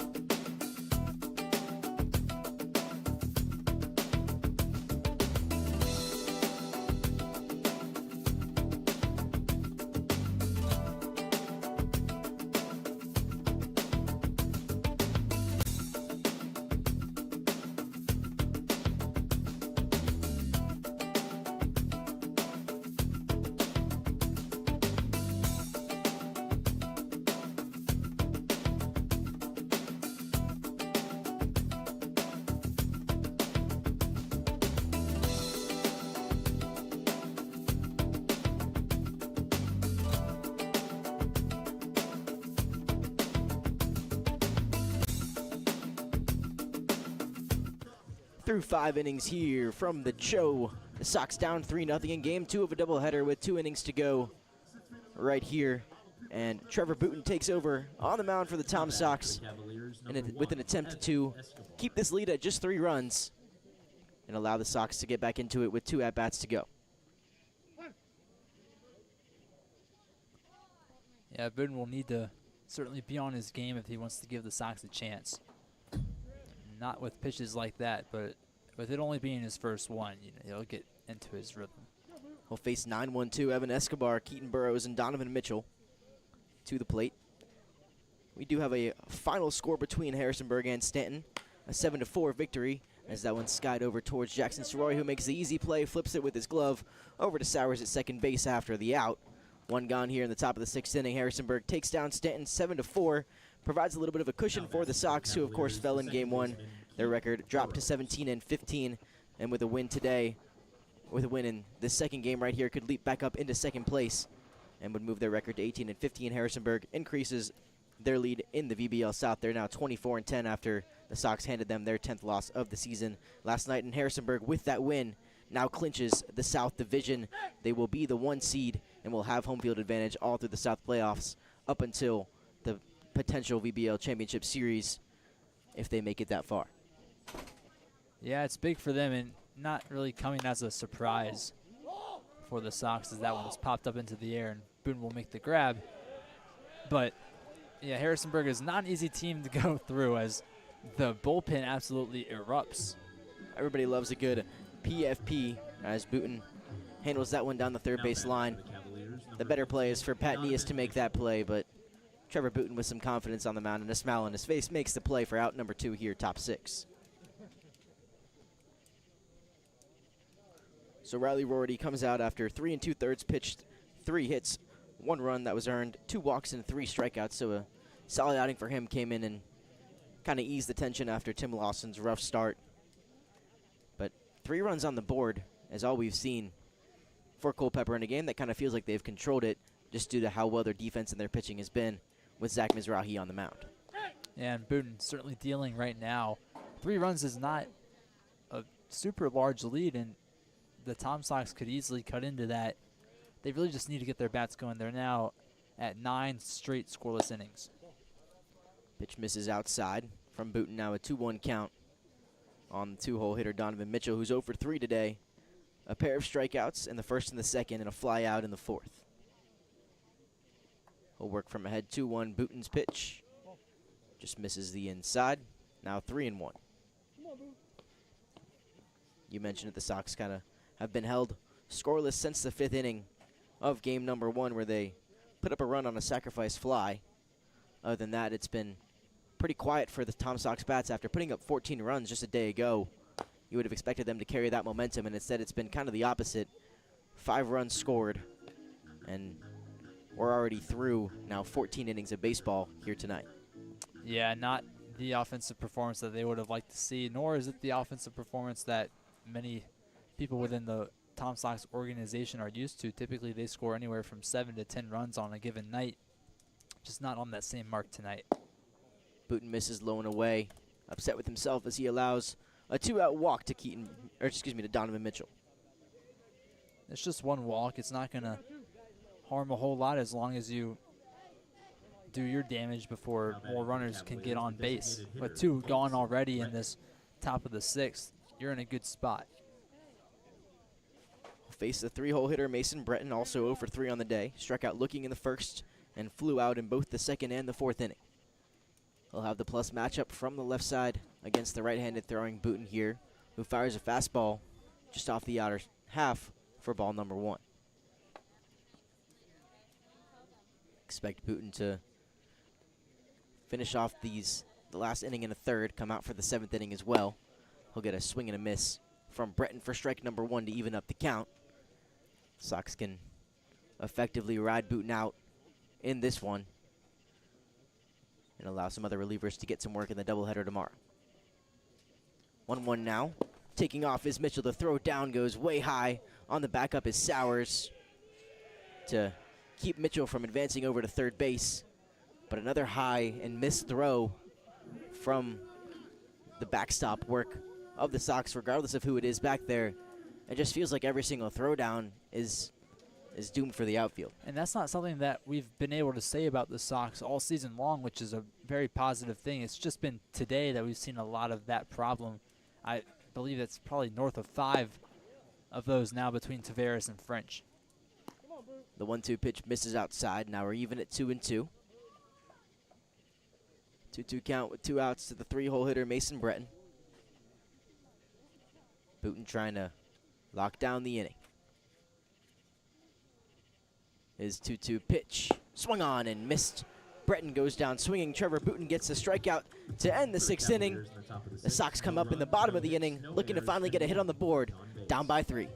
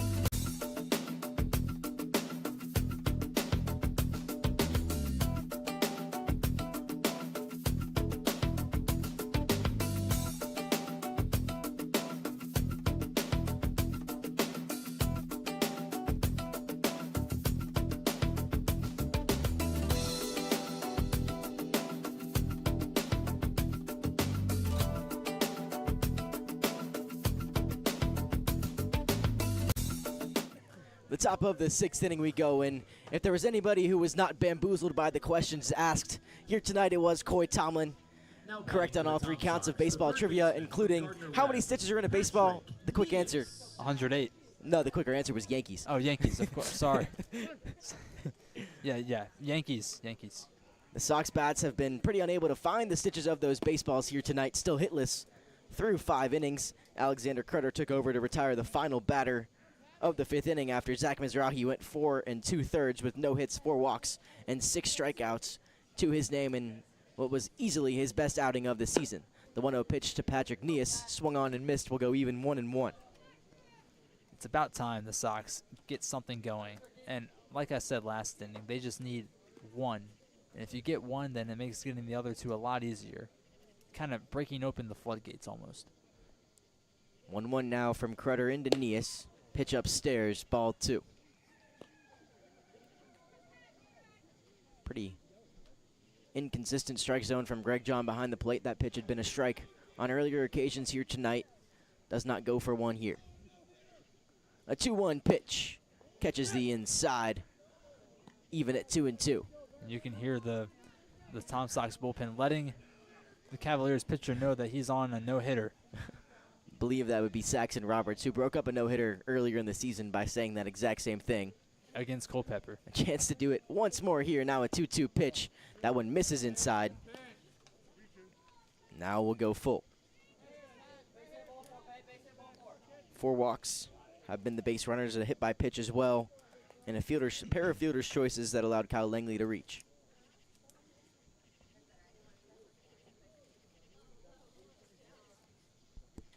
Crutter will deal his 3-2 on the inside. Swung on and missed from Patrick Nias, who goes down swinging for the first time here today.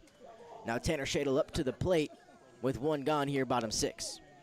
That is Patrick Nias' 36th strikeout on the season. Coming into this game, he had sole possession of 2nd place in the Valley Baseball League. I'm not entirely sure what number 1 is. 38. Yeah, he's getting increasingly closer to that number. Once again, not a list you want to be at the top of, but nevertheless, Shadle puts the first pitch he sees into play into left field, a diving effort, but it's in the ground. The first hit of the game for the Sox comes by way of a Tanner Shadle bloop single into left center field. Max Malessa couldn't get there. It breaks up the no-hitter. And the Sox have a hit on the board. For the Tom Sox, left fielder, Yeah, and the Tom Sox bullpen is letting Crutter know it. But you know what? That could be a shot of confidence into the hitters' bats. And not a big first hit of the day for the Sox, but a hit nonetheless. They will not be no hit in this shortened game here tonight. The first pitch to Walker Buchanan fouled away towards the right side. Tanner Shadle now stands aboard first base. Yeah, who other than him to get the first hit? He had the blast in the first game and now ending Culpeper's no-hitting bid. It's been a good day for Shadle. An 0-1 count now from Crutter into Walker Buchanan. Pitch misses upstairs, even 1-1.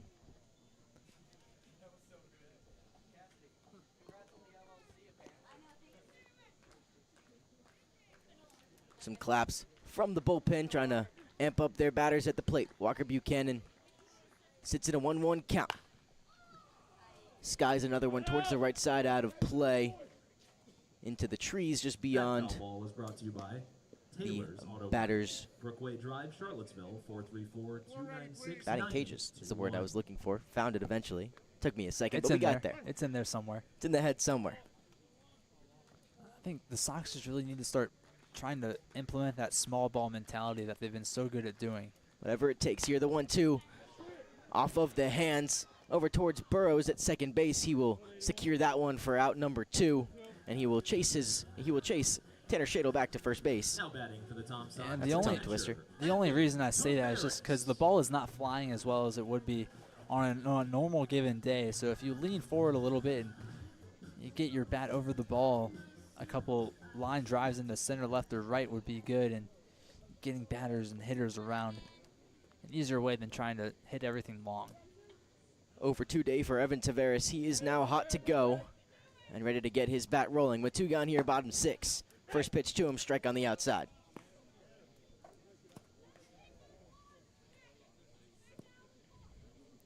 Crutter now ahead, 0-1. It's the two-way. Mason Breton getting loose in the bullpen. Today's designated hitter might just come in to pitch the final inning. The 0-1 pitch, the first pitch of the day, called for a strike on the outside. Now 1-1.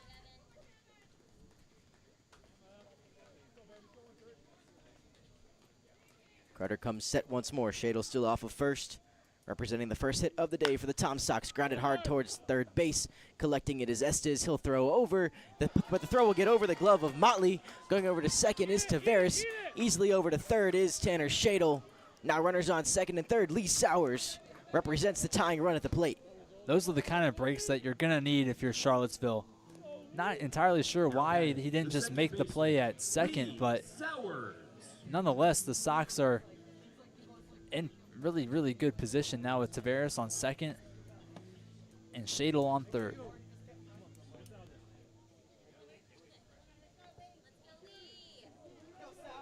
Now another lefty on lefty matchup. Lee Sowers at the dish. Taveras off of second. Shadle off of third. A big RBI spot for Lee Sowers. Here with 2 gone in the inning. First pitch way upstairs. No batter just yet on deck. Presumably will still be Will Genuine.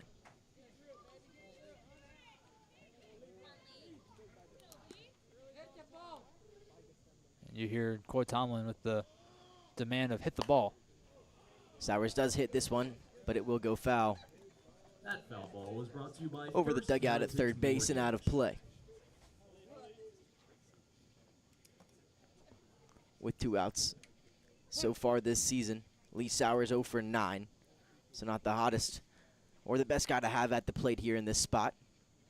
Sure, he's reached base a couple of times via the walk, but 0 hits and 9 confirmed at bats for him. The 1-1 pitch just misses high for ball 2. Yeah, there's a first time for everything, though. And you're 0 for 9. You're certainly definitely due for 1. Although he is 0 for 9 with 2 outs, he is 1 for 2. Excuse me, 1 for 9 with runners in scoring position. The 2-1 pitch into him just misses outside once more.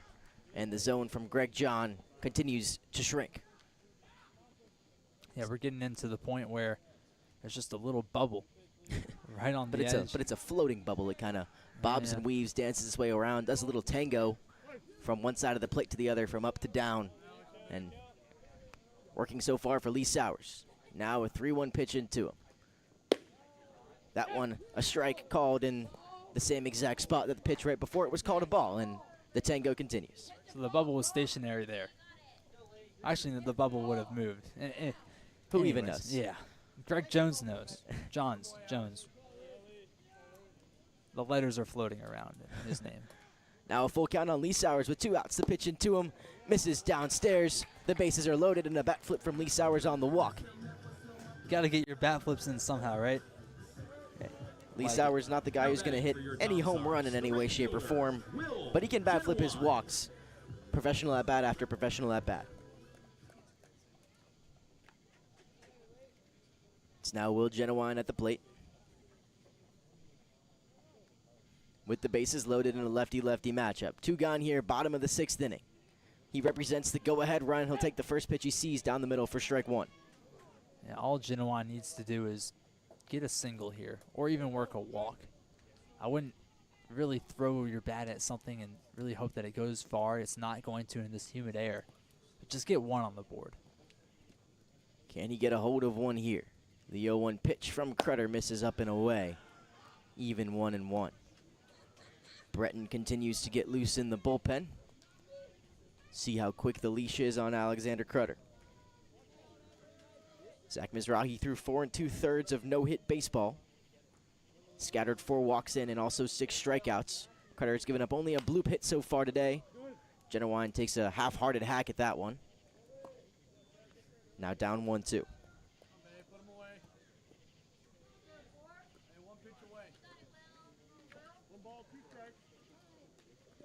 Genowine been a bright spot in his couple of games for the Sox this season.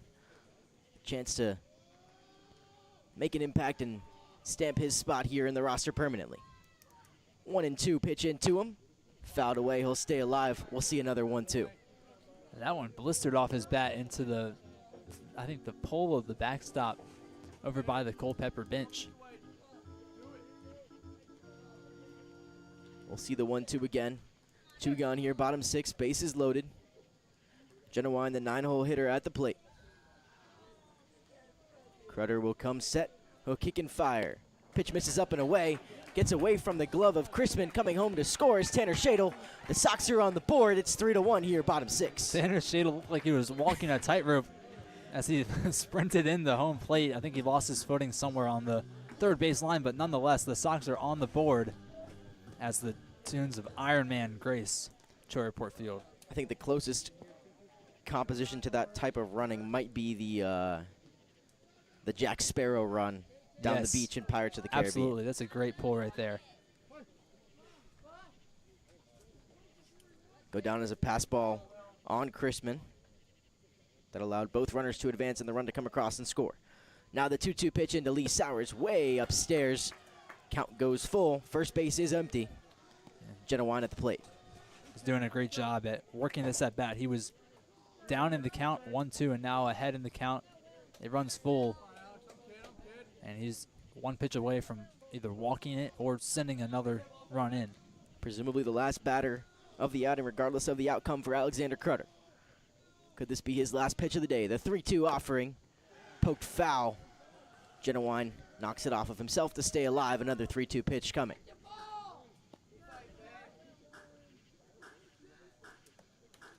Genowine, this has been a long at-bat. I can't imagine this is at 10 pitches yet, but it's got to be right around 7 or 8. 39 pitches on the day for Crutter.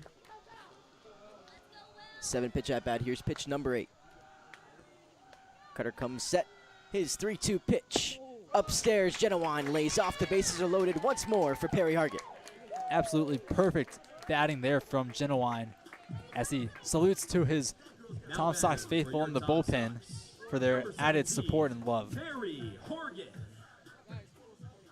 Time will be called. We're going to get a mound visit with Alexander Crutter. Could this be the leash? See if Mason Breton comes in. Bum, bum, bum. And they will take the ball out of the hands of Crutter. And Mason Breton will come in looking to keep this one alive for the Sox right when we come back.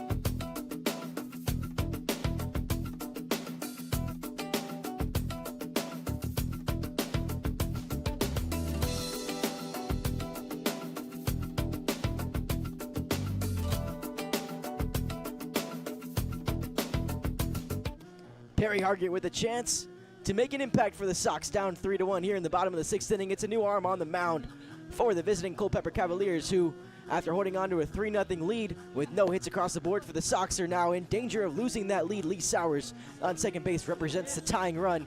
At third base, Evan Taveras, and at first base, after working a big 2-out walk, is Will Genowine. CHO Airport Field has some new life into it. Mason Breton on the mound looking to silence that. Yeah, the stadium pulse is definitely in at CHO Airport Field. Feeling like college football 26 out here. Breton on the mound, a 10.05 ERA in 17 innings. His first pitch to Hargett fouled straight back. Not a great day for Perry Hargett at the plate. He's over 2 with a pair of strikeouts and a walk last inning. As long as he can replicate what he did last inning, though, it'd be a big positive for the Sox going into the final inning of play. Chance for redemption for him right here. 0-1 pitch into him. A fastball laced down the right field line. Will it get down fair? No, it will not. Just a couple of inches off the right field line. Would have scored at least 2 runners. Instead, everybody has to retreat back to their bases. Now down 0-2. Perry Hargett just inches away from tying this one up. Very, very close there.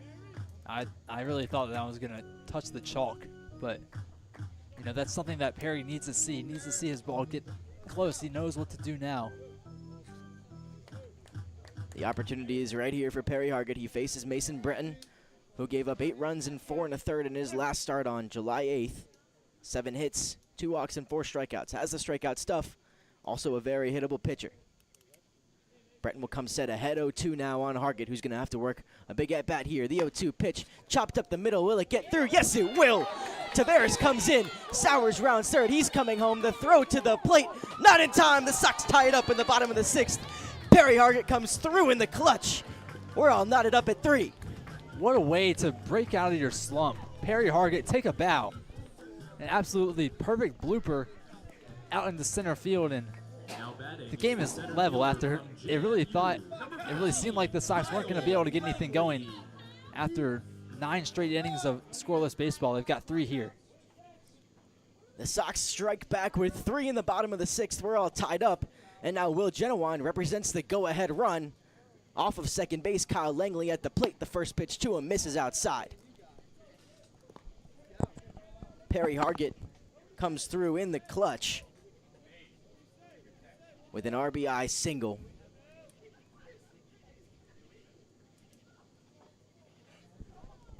And now Genowine at second base. The go-ahead run. Langley at the plate today.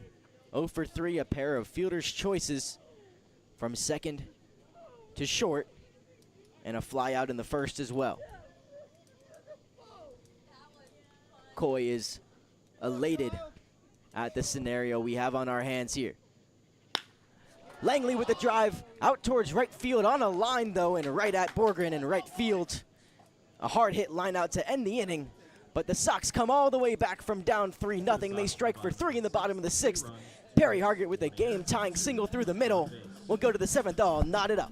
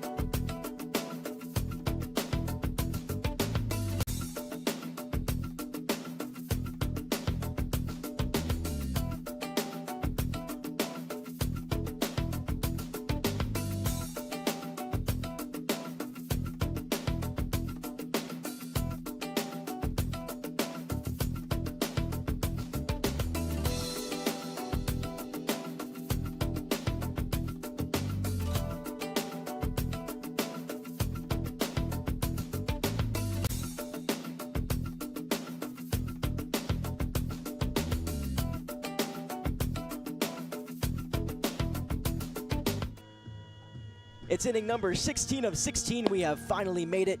The doubleheader comes down to this last frame of action, all knotted up at 3. The Sox fired back for 3 in the bottom of the 6th. Thanks to an error and finally breaking through 2 base hits on the game, I'm Jeremy Rose, joined alongside Landon Weaver as we take you through this final inning of action here from CHO Airport Field on this muggy Thursday night. Yeah, this game all knotted up after it seemed like Culpeper was going to be able to cruise out of here pitching a defensive masterclass, but after Perry Hargett stepped up to the base, that was soon to be over. Up to the plate, it's Colby Motley. It'll be Motley, Estes, and Max Melessa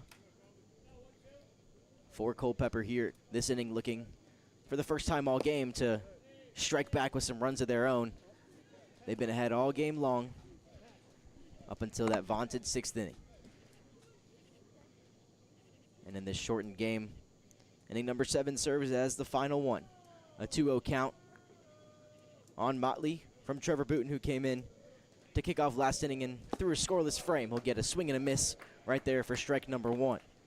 Yeah, Booten's really come alive here late, and it seems like any clutch time scenario, he's been able to really step up and fill the shoes of whatever the Tom Sox need. The 2-1 pitch from Booten swung through and missed once more. Booten works his way back now 2-2.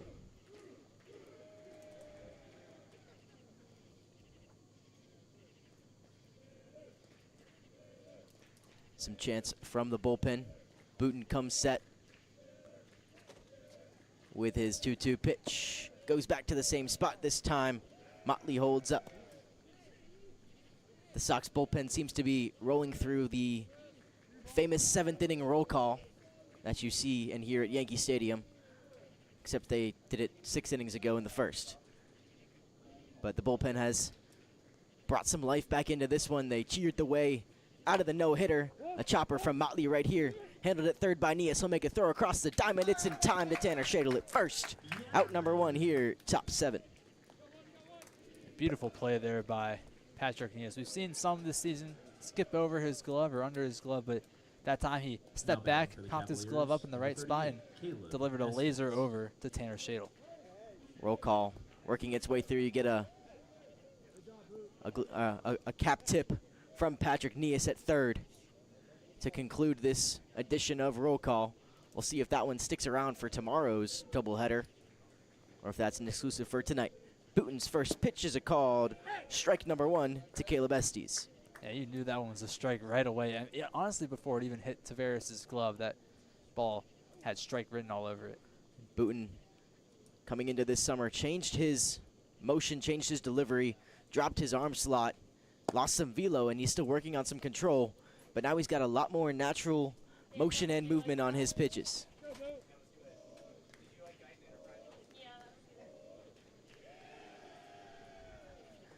The roll call continues. The roll call went to Coy on that one in the dugout, who gave a very excited cap tip as well. The 1-1 pitch into left center field, but it'll settle down into Jackson Soroy's glove for out number 2 here in the top of the 7th. Yeah, good catch there from Soroy. Pretty easy, routine play, but the type of plays that get a little harder as you go into the last inning of work. They've now brought roll call to the catcher spot. A rarity. He gives a salute out to the bullpen with cheers. It doesn't usually make its way to both the pitcher and the catcher, but it does so there. And with 2 gone, you could kind of feel the energy starting to turn in favor of the Sox. They struck back with 3 in the bottom of the 6th, and it feels like they're in the driver's seat of this one now. Booting against Max Melessa. The first offering to him on the ground towards the right side. Sowers collects, takes his time, makes the throw over to Shadle, and that throws in time to the bottom of the 7th. The Sox are all knotted up at 3 with a chance to walk it off here to close out this doubleheader.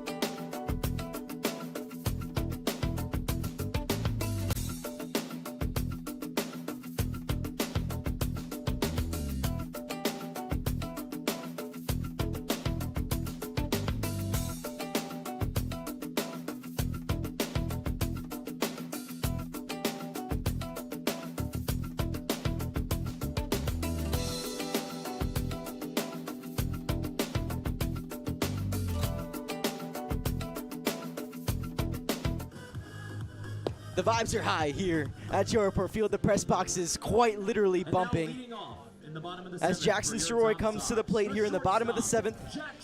A 3-run bottom of the 6th brought the Sox out of the dead after way too many scoreless frames dating back to game 1 of the doubleheader. We're knotted up at 3 here, bottom 7, the final frame, unless we head to extra innings here, and a chance for the Tom Sox to walk home as winners in game 2 of this 16-inning doubleheader. First pitch to Jackson Soroy, fouled away. Mason Breton still on the mound. He gave up the single to Perry Hargett that tied this one up with 2 outs in the bottom of the 6th. He's now down, or up 1-0, and now up 0-2 on Jackson Soroy. Yeah, Soroy, a guy that is come alive as of late, although in this game, striking out twice and lining out to right field. He's due for something here, and what a time to get it. Pitching to him, grounded, and it'll get through for a single. Jackson Soroy leads off the bottom of the 7th with a single through the middle. The winning run on first base.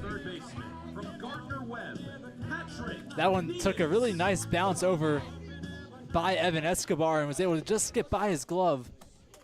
And now the winning run is on first base, Jeremy. And he'll switch out the baseball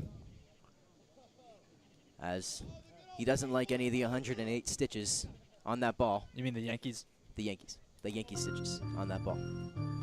Tomlin is going to have a quick discussion with Patrick Nias. We'll see if he lays down a bunt here. That's what I was thinking too. To advance Jackson Soroy into scoring position. I'm sure it's a conversation with him of how comfortable are you laying down a bunt. If not, can you put a ball in play on the ground that won't result in a double play?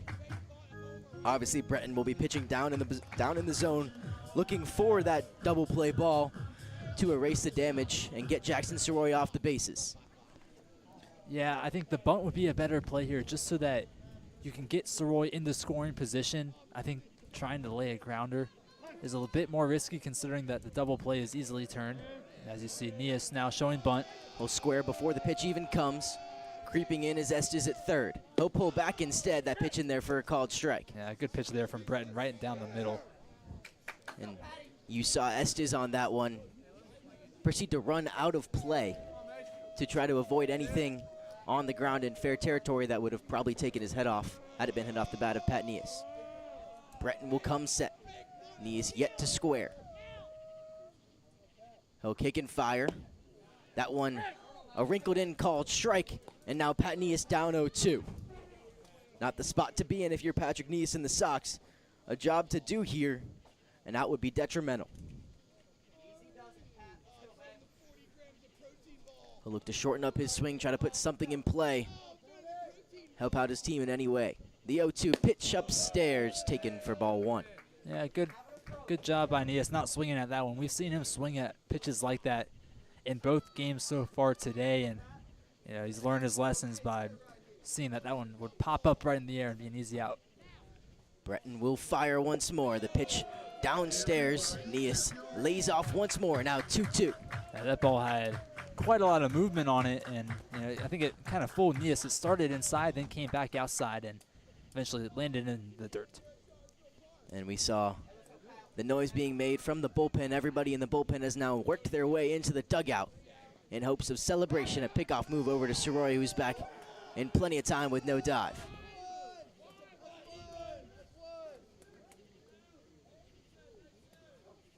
Pat Nias was down 0-2, now even at 2-2. Breton from the stretch. He'll kick and fire. Oh, goes upstairs and gets Nias to swing straight through it. Another strikeout for Patrick Nias. Puts one down here in the bottom of the 7th inning. Yeah, he's an aggressive batter. We know that as well as anybody, and it showed right again there. But the inning is not over, and the Sox will have at least 2 more opportunities to get that winning run home. Tanner Shadle so far in this game is 1 for 2 with a walk. A single into left center field. He came around to score, was the first run of the game for the Sox. Broke up that no-hitter with a bloop single. Chops one towards the first base side. The easy play made over there by Motley over to first. And now the game-winning run in Jackson Soroy stands at second base. And his ex-UVA teammate in Walker Buchanan up to the plate, looking to send the fans home happy from CHO Airport Field. Yeah, a little bit of a hometown-ish feeling with a former UVA player at the plate and a former UVA, now a Dirty Terp, on second. Could be a very, very big moment here. Walker Buchanan has been waiting for the luck to turn his way. Is this the moment right here? Soroy off of second base. First pitch chopped back towards the mound. Breton will handle it, collect, make the throw over to first. It's in time. And we're going to extras from CHO Airport Field to the 8th. For the Tom Sox.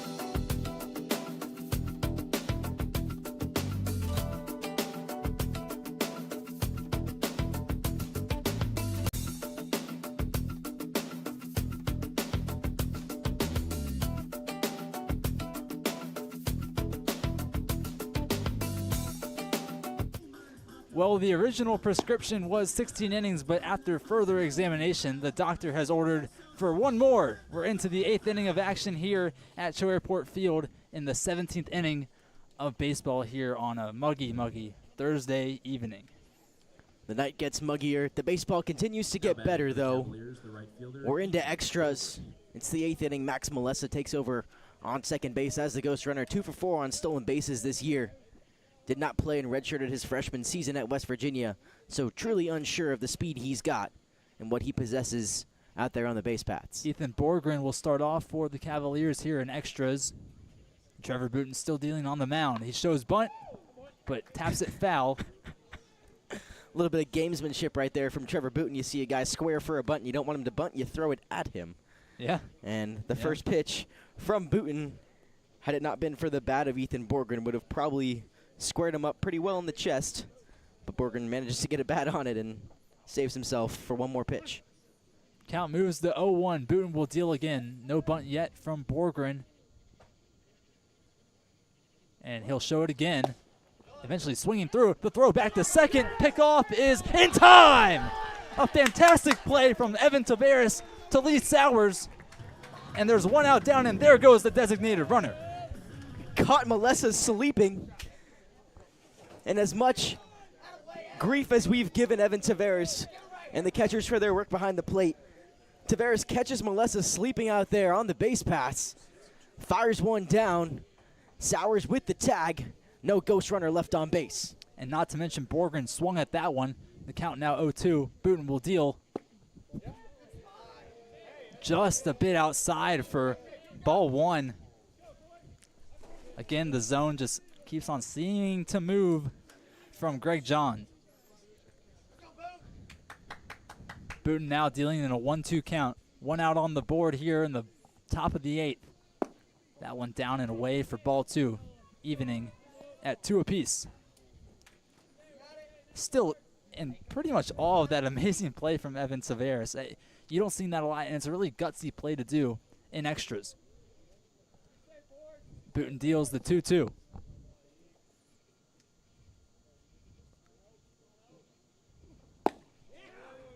That one not quite in the zone, and now the count has run full after Booten was ahead 0-2. Borgren has climbed back to make it full. Back-to-back good pitches right there from Trevor Booten. Doesn't get the call. We'll see what he rolls with here on the 3-2. See if he tries to paint that same spot or goes elsewhere. The payoff pitch. Trevor Booten against Ethan Borgren, who will come out on top. Borgren pops it up. Shadle tracking it, but it's going to sail off into the batting cages, and we'll try that again.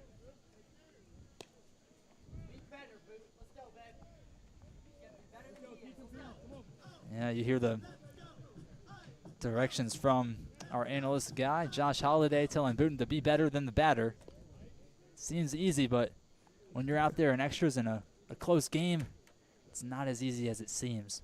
So Booten will deal the second payoff pitch of this at-bat in a full count here against Ethan Borgren. The right fielder donning number 0. Here comes the pitch. Swing and a miss. Borgren will be retired. And at just one at-bat, 2 outs are already gone here in the top of the 8th. Big pitch on the 3-2. Josh Holliday said it be better, and Booten was better in that at-bat right there. Now batting for the Cavaliers, the catcher, Caden. And Borgren hadn't been retired up to that point in the game. Was 2 for 2 with a walk. Before that at-bat, Trevor Booten comes out on top. So that brings up Caden Chrisman. And Booten's first pitch to him is a grounder over to Nias. He settles and throws over to Shadle. 1, 2, 3. And the Sox will have another chance to walk it off in extras in the bottom of the 8th up next.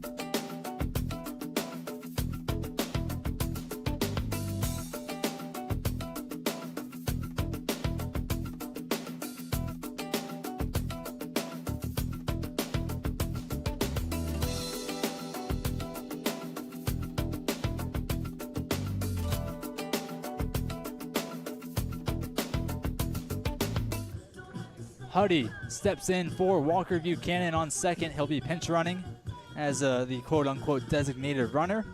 So Luderman on second. Tavares will be leading off the extra innings for the Tom Sox in hopes that it only takes one at-bat to see them out with a W here in CHO Airport Field in a game that felt like they weren't even going to be able to get a run in. Yeah, the Sox were effectively shut down through 5. Finally turned the corner in the 6th inning. Tanner Shadle, you mentioned it. All it was going to take was one. And it took that one first hit from Tanner Shadle to really get things going. And once he did, the wheels kind of came off defensively for Culpeper, and the offenses come alive for the Sox. Tavares shows bunt, lays off, and watches that one sail above the zone for ball 1.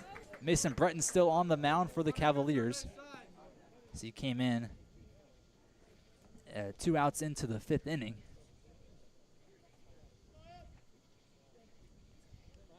One ball on this count so far. Mason Breton will deal to Evan Tavares, who shows bunt yet again. Down and away for ball 2. Tavares working this at bat well so far.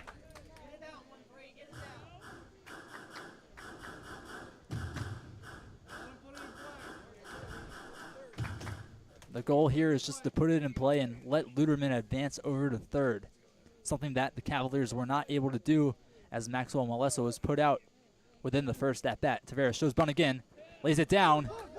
Luderman's going to get over to first. Tavares is going to be out at first base, but nonetheless, Luderman will be on third, and the winning run is simply 90 feet away from the home plate. And who other than Lee Sowers, the 2 guys that were having the most fun last night in Harrisonburg, are working in tandem here to see the Sox out with a win. Big spot for Lee Sowers here in this one. And if you're the outfield, you have to play in. Anything over your head's going to score the runner regardless. You can't let anything drop in front of you. The infield's in. Lee Sowers is in, but they're going to put him on and intentionally walk the most dangerous hitter in the Tom Sox lineup. So Lee Sowers now going over the first. Runners on the corners for the Sox. Not that that really matters. The only thing that matters is the winning run being 90 feet away from the bags. So Genuine up to the plate. Sowers now at first. A double play is now in order. It allows the middle infield to kind of back their way up. And they're going to intentionally walk him as well to load the bases and bring up the top of the order. An interesting decision there, but maybe partly in due part to Perry not being as hot as the other hitters lately, but they're going to put Perry Hargett on base. And not only that, now Perry Hargett, who wasn't even ready for his at-bat, had to just put his gear on real quick, come up to the plate in the biggest spot of his Tom Sox career. He came through last inning with the game-tying single. What's he got in store for us here? Mason Breton dealing with 1 out gone here in the bottom of the 8th. We are in extra innings, folks, and what was supposed to be a 7-inning game in Charlottesville. The first pitch to Perry Hargett. Pop foul. Count will move to 0-1. Anything that, even if it comes foul, anything that comes off of the bat of Perry Hargett is going to draw attention from people in the press box, people in the crowd, the bullpen, the dugout. This is a big moment here for Perry Hargett. An 0-1 count, 1 out gone.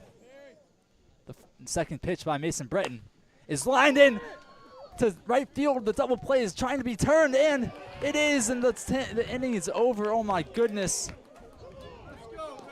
And what seemed like a prime position for the Sox to make something happen, they can't do that, and we'll go into the top of the 9th, still locked at 3.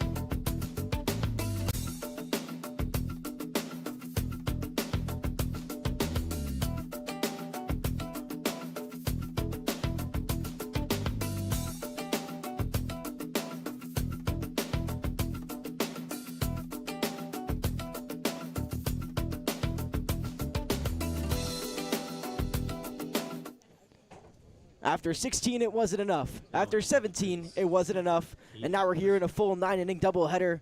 Game 1 went 9. Game 2 now ready for a 9th inning of play, all knotted up at 3. Back-to-back extra innings last inning, the extra inning that did not go the way of the Tom Sox. Good coaching from Culpeper. They loaded up the bases with 2 intentional walks. Evan Escobar will square to bunt. They'll say yes, he did. A called strike 1 as Booten with another first pitch thrown directly at the batter.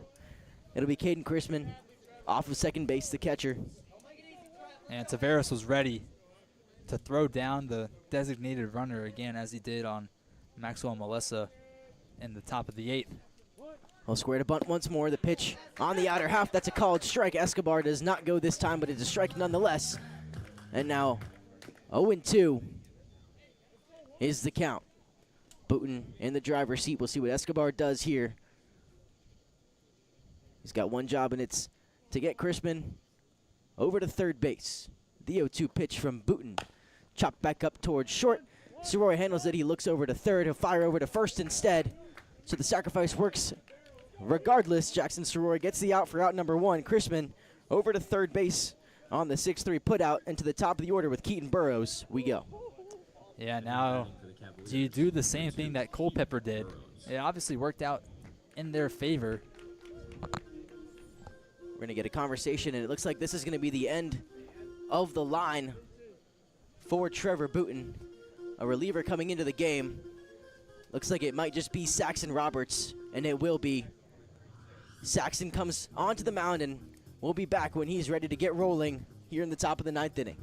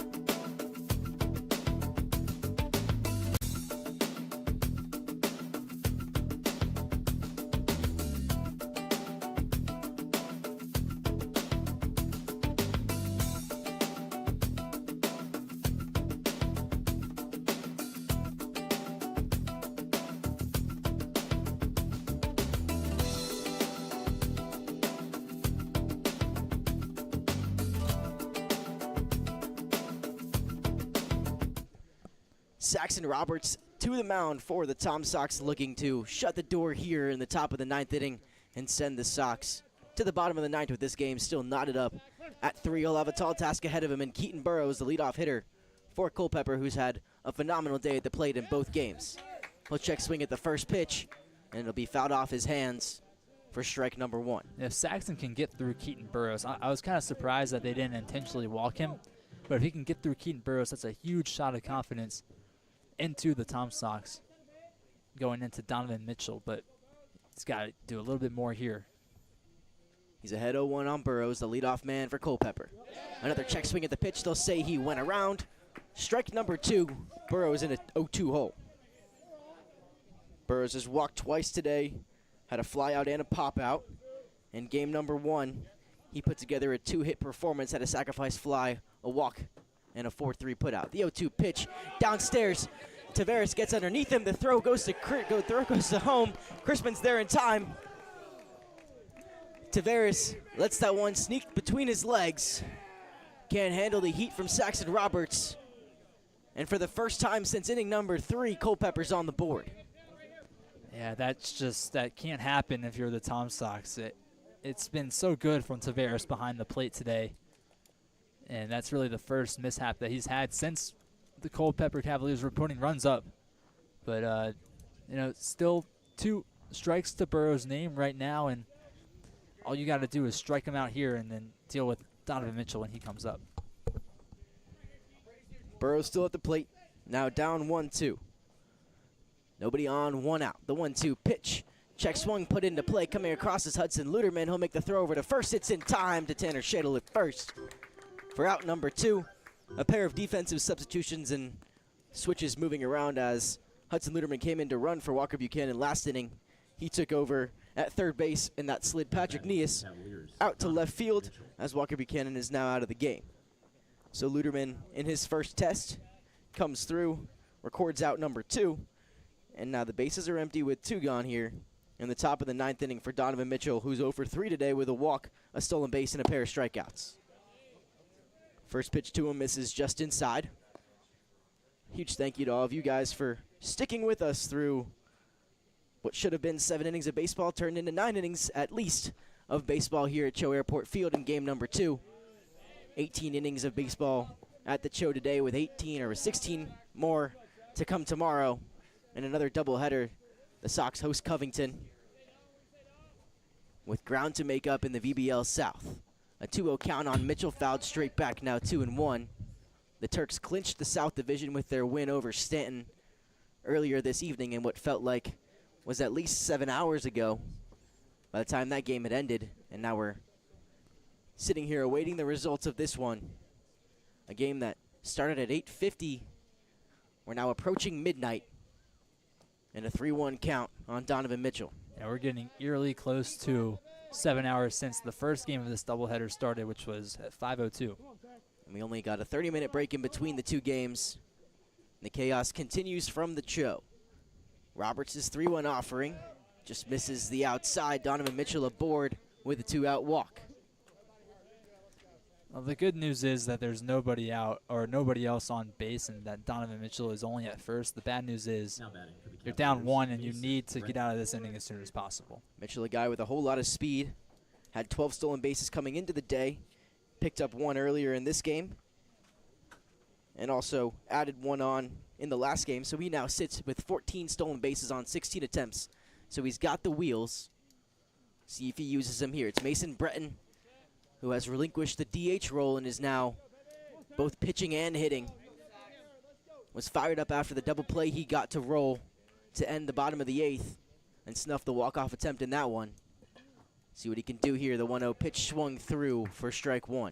The bat nearly came off of out of his gloves there, and now he's gonna get a bit of an equipment change. He'll grab some pine tar, grab himself some additional grip.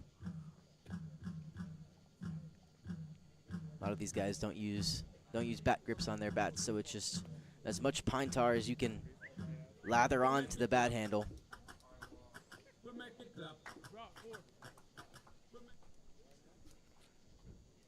So we'll do battle once more. It's Saxon Roberts on the mound. A run came across the score on a pass ball. So it's now a 4-3 lead for Culpeper here, top 9. 1-1 count on Mason Breton.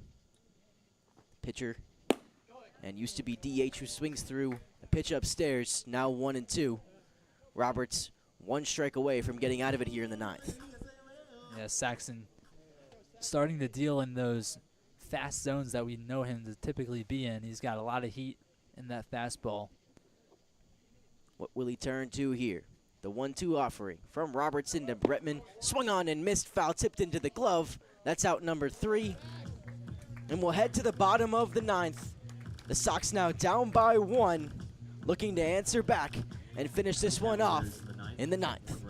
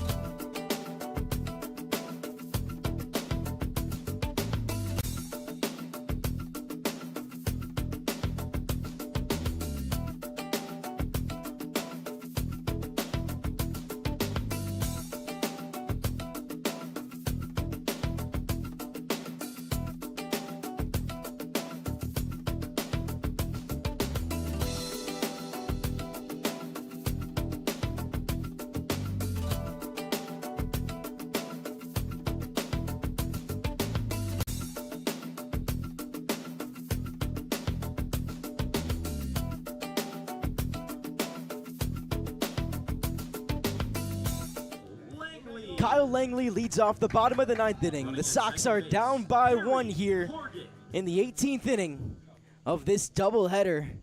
The Sox dropped game 1 9-5, crawled their way back to even the score at 3-3. We headed to extras. Last inning, no runs came across the score for either side. Culpeper struck for 1 in the top of the 9th inning on a pass ball. Will the Sox be able to answer? We'll have to wait a couple more seconds. Perry Hargett dancing around out there on second base. A pickoff attempt to no avail. Kyle Langley at the plate. The ghost runner, Perry Hargett, off of second base. Langley squares to bunt, pops it foul. It'll go off the fence for strike 1. I like the bunt attempt there from Langley. Just try and get an advancement out of Hargett. You know, they squandered the bases loaded chance, but it was smart coaching from Culpeper in the bottom of the 8th to intentionally walk the bases loaded so that the double play was in effect. Mason Breton still on the mound, struck out to end last inning. Now ahead 0-1 on Langley, who squares the bunt this time. He gets it down securely. Breton will handle it. He'll throw on to first. It's in time. Keaton Burrows makes the catch for out number 1, but it advances Hargett over to third. Yeah, textbook there from Kyle Langley, and exactly how the bottom of the 8th started for the Sox. Evan Tavares sack bunt, but then the next batters were intentionally walked, and we'll see if they go with the same play here. It looks like they're going to not. Which makes sense because, yeah. The recently signed Maryland Terrapin, Jackson Soroy at the plate, looking to make his first impact since the big signing. The first pitch to him into right field. It'll probably be deep enough to score Hargett. The catch is made from Borgren out in right field. The throw comes in, cut off and not in time. Perry Hargett comes around to score. Jackson Soroy with a sacrifice fly to keep this game alive. Now Patrick Neas up with 2 outs. Gonna need a miracle and maybe some big pop off the bat of Patrick Neas if we're gonna go home in the next couple of minutes. Yeah, well, we know he can do just that. You know, he's got a lot of pop. Had a lot of pop last night in Harrisonburg. Went yard in Harrisonburg. Can he do it again here? The first pitch to him upstairs, ball 1. But I mean, the Sox they've done the hard work. They did the hard work to get the game back even. And now it's up to their remaining batters, which may just be Neas, to do something special. The 1-0 to him outside. Taken for ball number 2. Nias at the plate. Tanner Shadle on deck if Nias can keep things moving here. Breton still on the mound. From the windup, he'll kick and fire the 2-0 pitch. It's a curveball in there on the outer half for strike 1. Went to his slider. Nias didn't chase, but it was called on the outer half. And now Breton will deliver. Still down 2-1 here. Pitch misses outside. Now a 3-1 count for Patrick Nias. If there's any pitch and any time to do it, it's this one right here. Big hitters count for Nias. We'll see if he takes advantage of it. He can't strike out on a 3-1 count, so swing away. A 3-1 count on Patrick Nias. A chance for redemption after an 0-for-4 start to this game. The 3-1 pitch into him upstairs for ball 4. Patrick Nias is aboard and represents the winning run here for Tanner Shadle. Great at-bat there from Patrick Nias. He was smart. He didn't take a whole lot of chances, and he let the pitches come to him. I like that a lot out of him. Nias works himself a 2-out walk. Breathes some life back into the dugout and the bullpen. Everybody's holding their breath all across the stadium. Shadle had a homer in game 1. What does he have for us here? The first pitch misses outside for ball 1. No movement out in that bullpen. So Culpeper will be rocking with Mason Breton in this one. 1-0 now to Tanner Shadle. Kicks and fires. Pitch misses again for ball 2. And Breton seems to have lost his command a little bit. Struggling to find the strike zone. Lost the battle to Patrick Nias. Now down 2-0 to Tanner Shadle. The 2-0 pitch right down the middle for strike 1.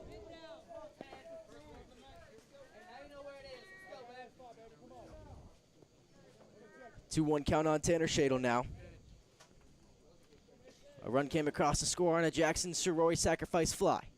We're all knotted up at 9s. The 2-1 pitch to him, fouled straight back. Now even at 2-2. We have officially crossed the threshold of a 3-hour ball game. First pitch at 8:52. It's now 11:53 p.m. on this balmy Thursday night. 80 degrees outside. The air is as heavy as everyone's breath. Taking off towards second is Patrick Nias. The pitch is outside. Nias is there safely. Now a full count with Patrick Nias in scoring position for Tanner Shadle. That was a great play there by Nias. Heads up as well. The pitch didn't really go awry, but Nias had a good enough jump on it where he was able to get himself on second safely. A single could be the difference maker right here. A 3-2 count on Tanner Shadle. 2 gone here, bottom 9. The pitch to him fouled straight back. Shadle stays alive, and he'll get another payoff. Hudson Luderman awaits on deck as Shadle finds a way on base here. A 3-2 count. Patrick Nias off of second base, representing the winning run here in the bottom of the 9th inning at CHO Airport Field. All knotted up at 4-4. Mason Breton kicks and fires to Shadle, swung on and missed. And we're playing a 10th right here from CHO Airport Field. We'll see you after this.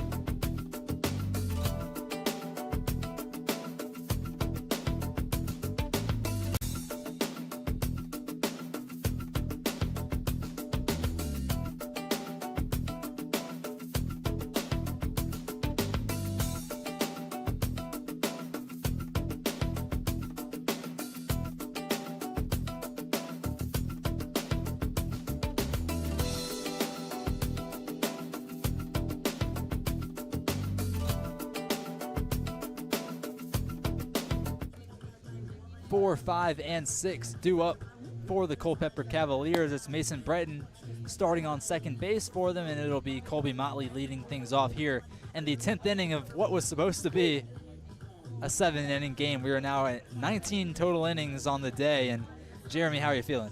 You know what, Landon? Even though it's midnight, or approaching midnight here on Thursday night, with 2 games to play tomorrow, I'm absolutely thrilled to be here.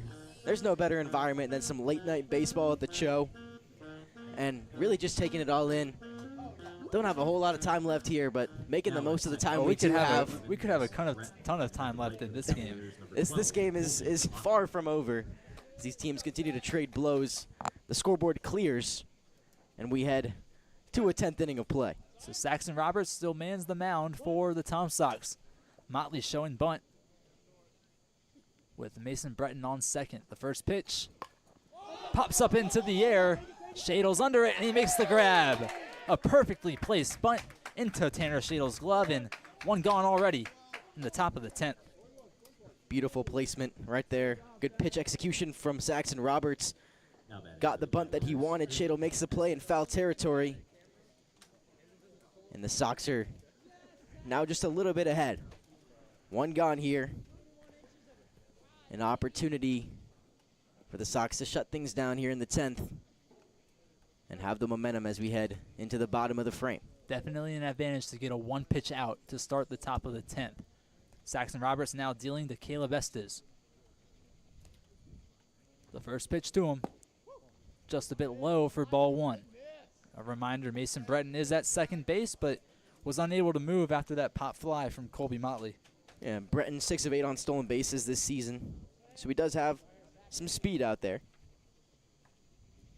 The 1-0 from Roberts. Popped up into the air by Estes, and it'll sail way foul, evening the count at 1 apiece. And for Estes, he's been kind of everywhere at UNC Charlotte now, was at Maryland, Gaston College as well. So he's seen pitching of all types of calibers. You're not going to see a faster pitcher in the Valley Baseball League than Saxon Roberts. Consistently 92 to 93, pumps it up to 95 as well. The 1-1 is hitting on the backstop, and it allows Mason Breton to move to first base. That was a really, really wild pitch from Saxon Roberts, and unfortunately it allows Breton to move within 90 feet of scoring position.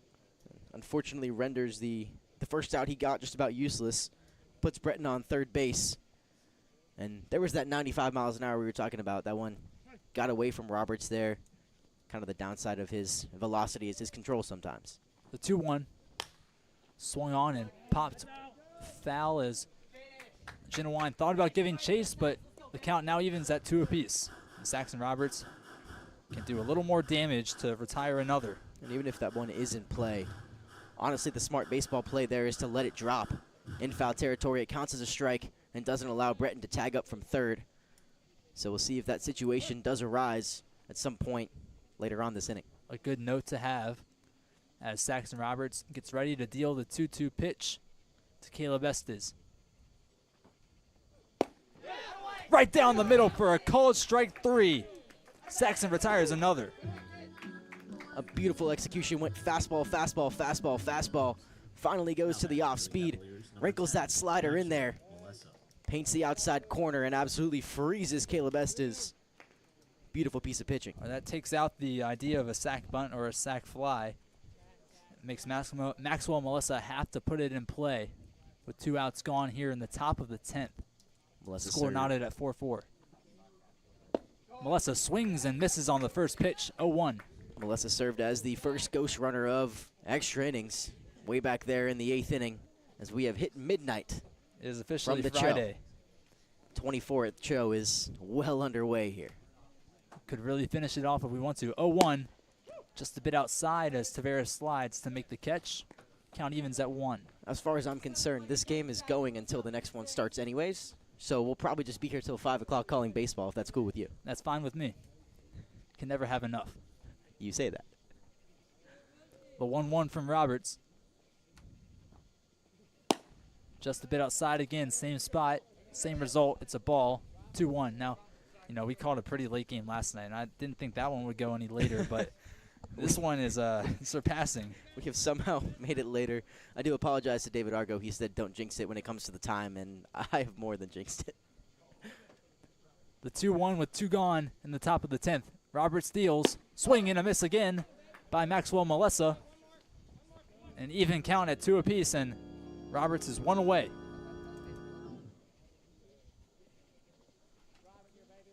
Mason Breton still at third base. Will only be able to advance if Melissa puts this one in play. Roberts, the 2-2. Above the strike zone for a full count. And if you're Saxon Roberts, you'd much rather have a balk, than a hit ball.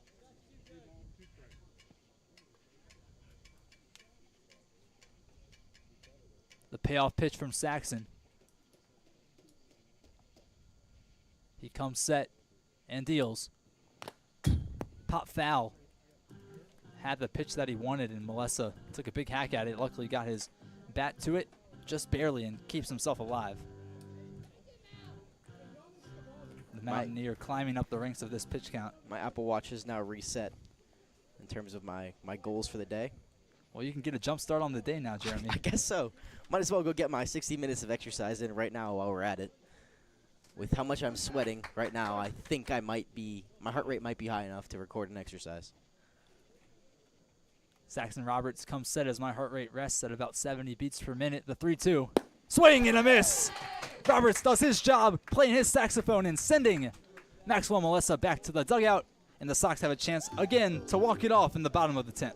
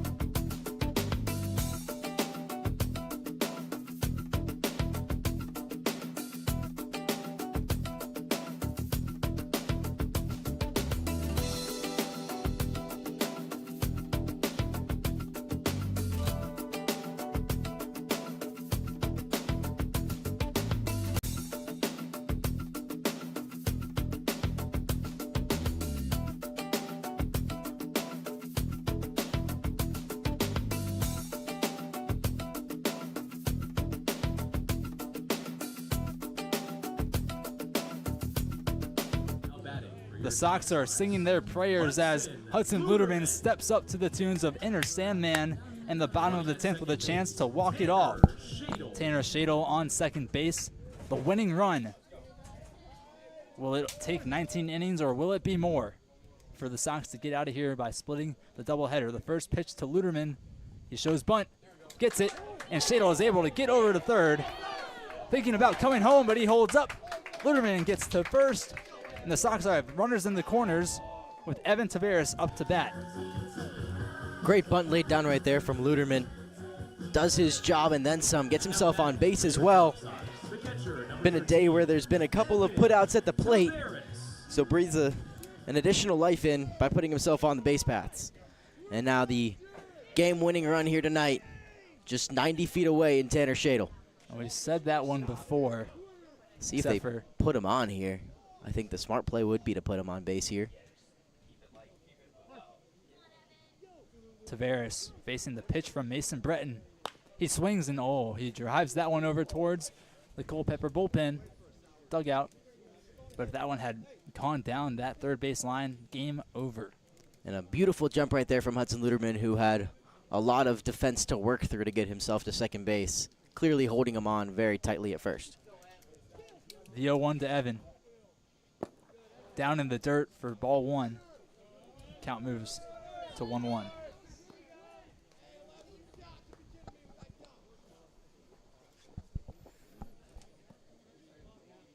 As Luderman was able to get himself over to second. And they're going to put Tavares. Yeah, they're going to put Tavares on base. So an intentional walk, trying to turn a double play, but that brings up Lee Sowers. And now batting for your Tom Sox, second baseman number 5, Lee Bases loaded, Sowers. nobody out. This is the man who was made for this moment right here in Lee Sowers. 3 walks on the day. He worked himself into 2 of them, was intentionally walked in 1 more. Sowers with the biggest at-bat of his Tom Sox career. The first pitch to him. He cuts through that one and misses. Strike 1. And I know you thought that one was going to be long gone, Jeremy. You know what? If there's ever a guy to cheer for, it's Lee Sowers, representing all of us short guys out here. Big moment. The short king faces off against Mason Breton, the 0-1. Down and below for an even count. As he points to his fans, the Guyton twins. Twins, not twins. Guyton sisters. Might as well be twins at this point. My mind is gone after 19 innings of baseball. The 1-1 to Sowers. He cuts through that one into center field. The Tom Sox are going to win this game courtesy of a Sowers RBI single. And the team absolutely crowds around Lee Sowers throwing the Gatorade. After 19 innings, the Tom Sox have won the second game of the doubleheader in bottom of the 10th. A Lee Sowers walk-off RBI single sends Tanner Shadle home. And the Tom Sox get back on a winning streak. And it was the man. He was the man of the hour, the man of the 4 hours, the man of the 7 hours, whatever we've gotten to at this point in time. Whatever it took, the Sox were going to make it happen. In a big hole going into the 6th inning, brought themselves right back into it. Perry Argett, a clutch 2-run single to tie things up.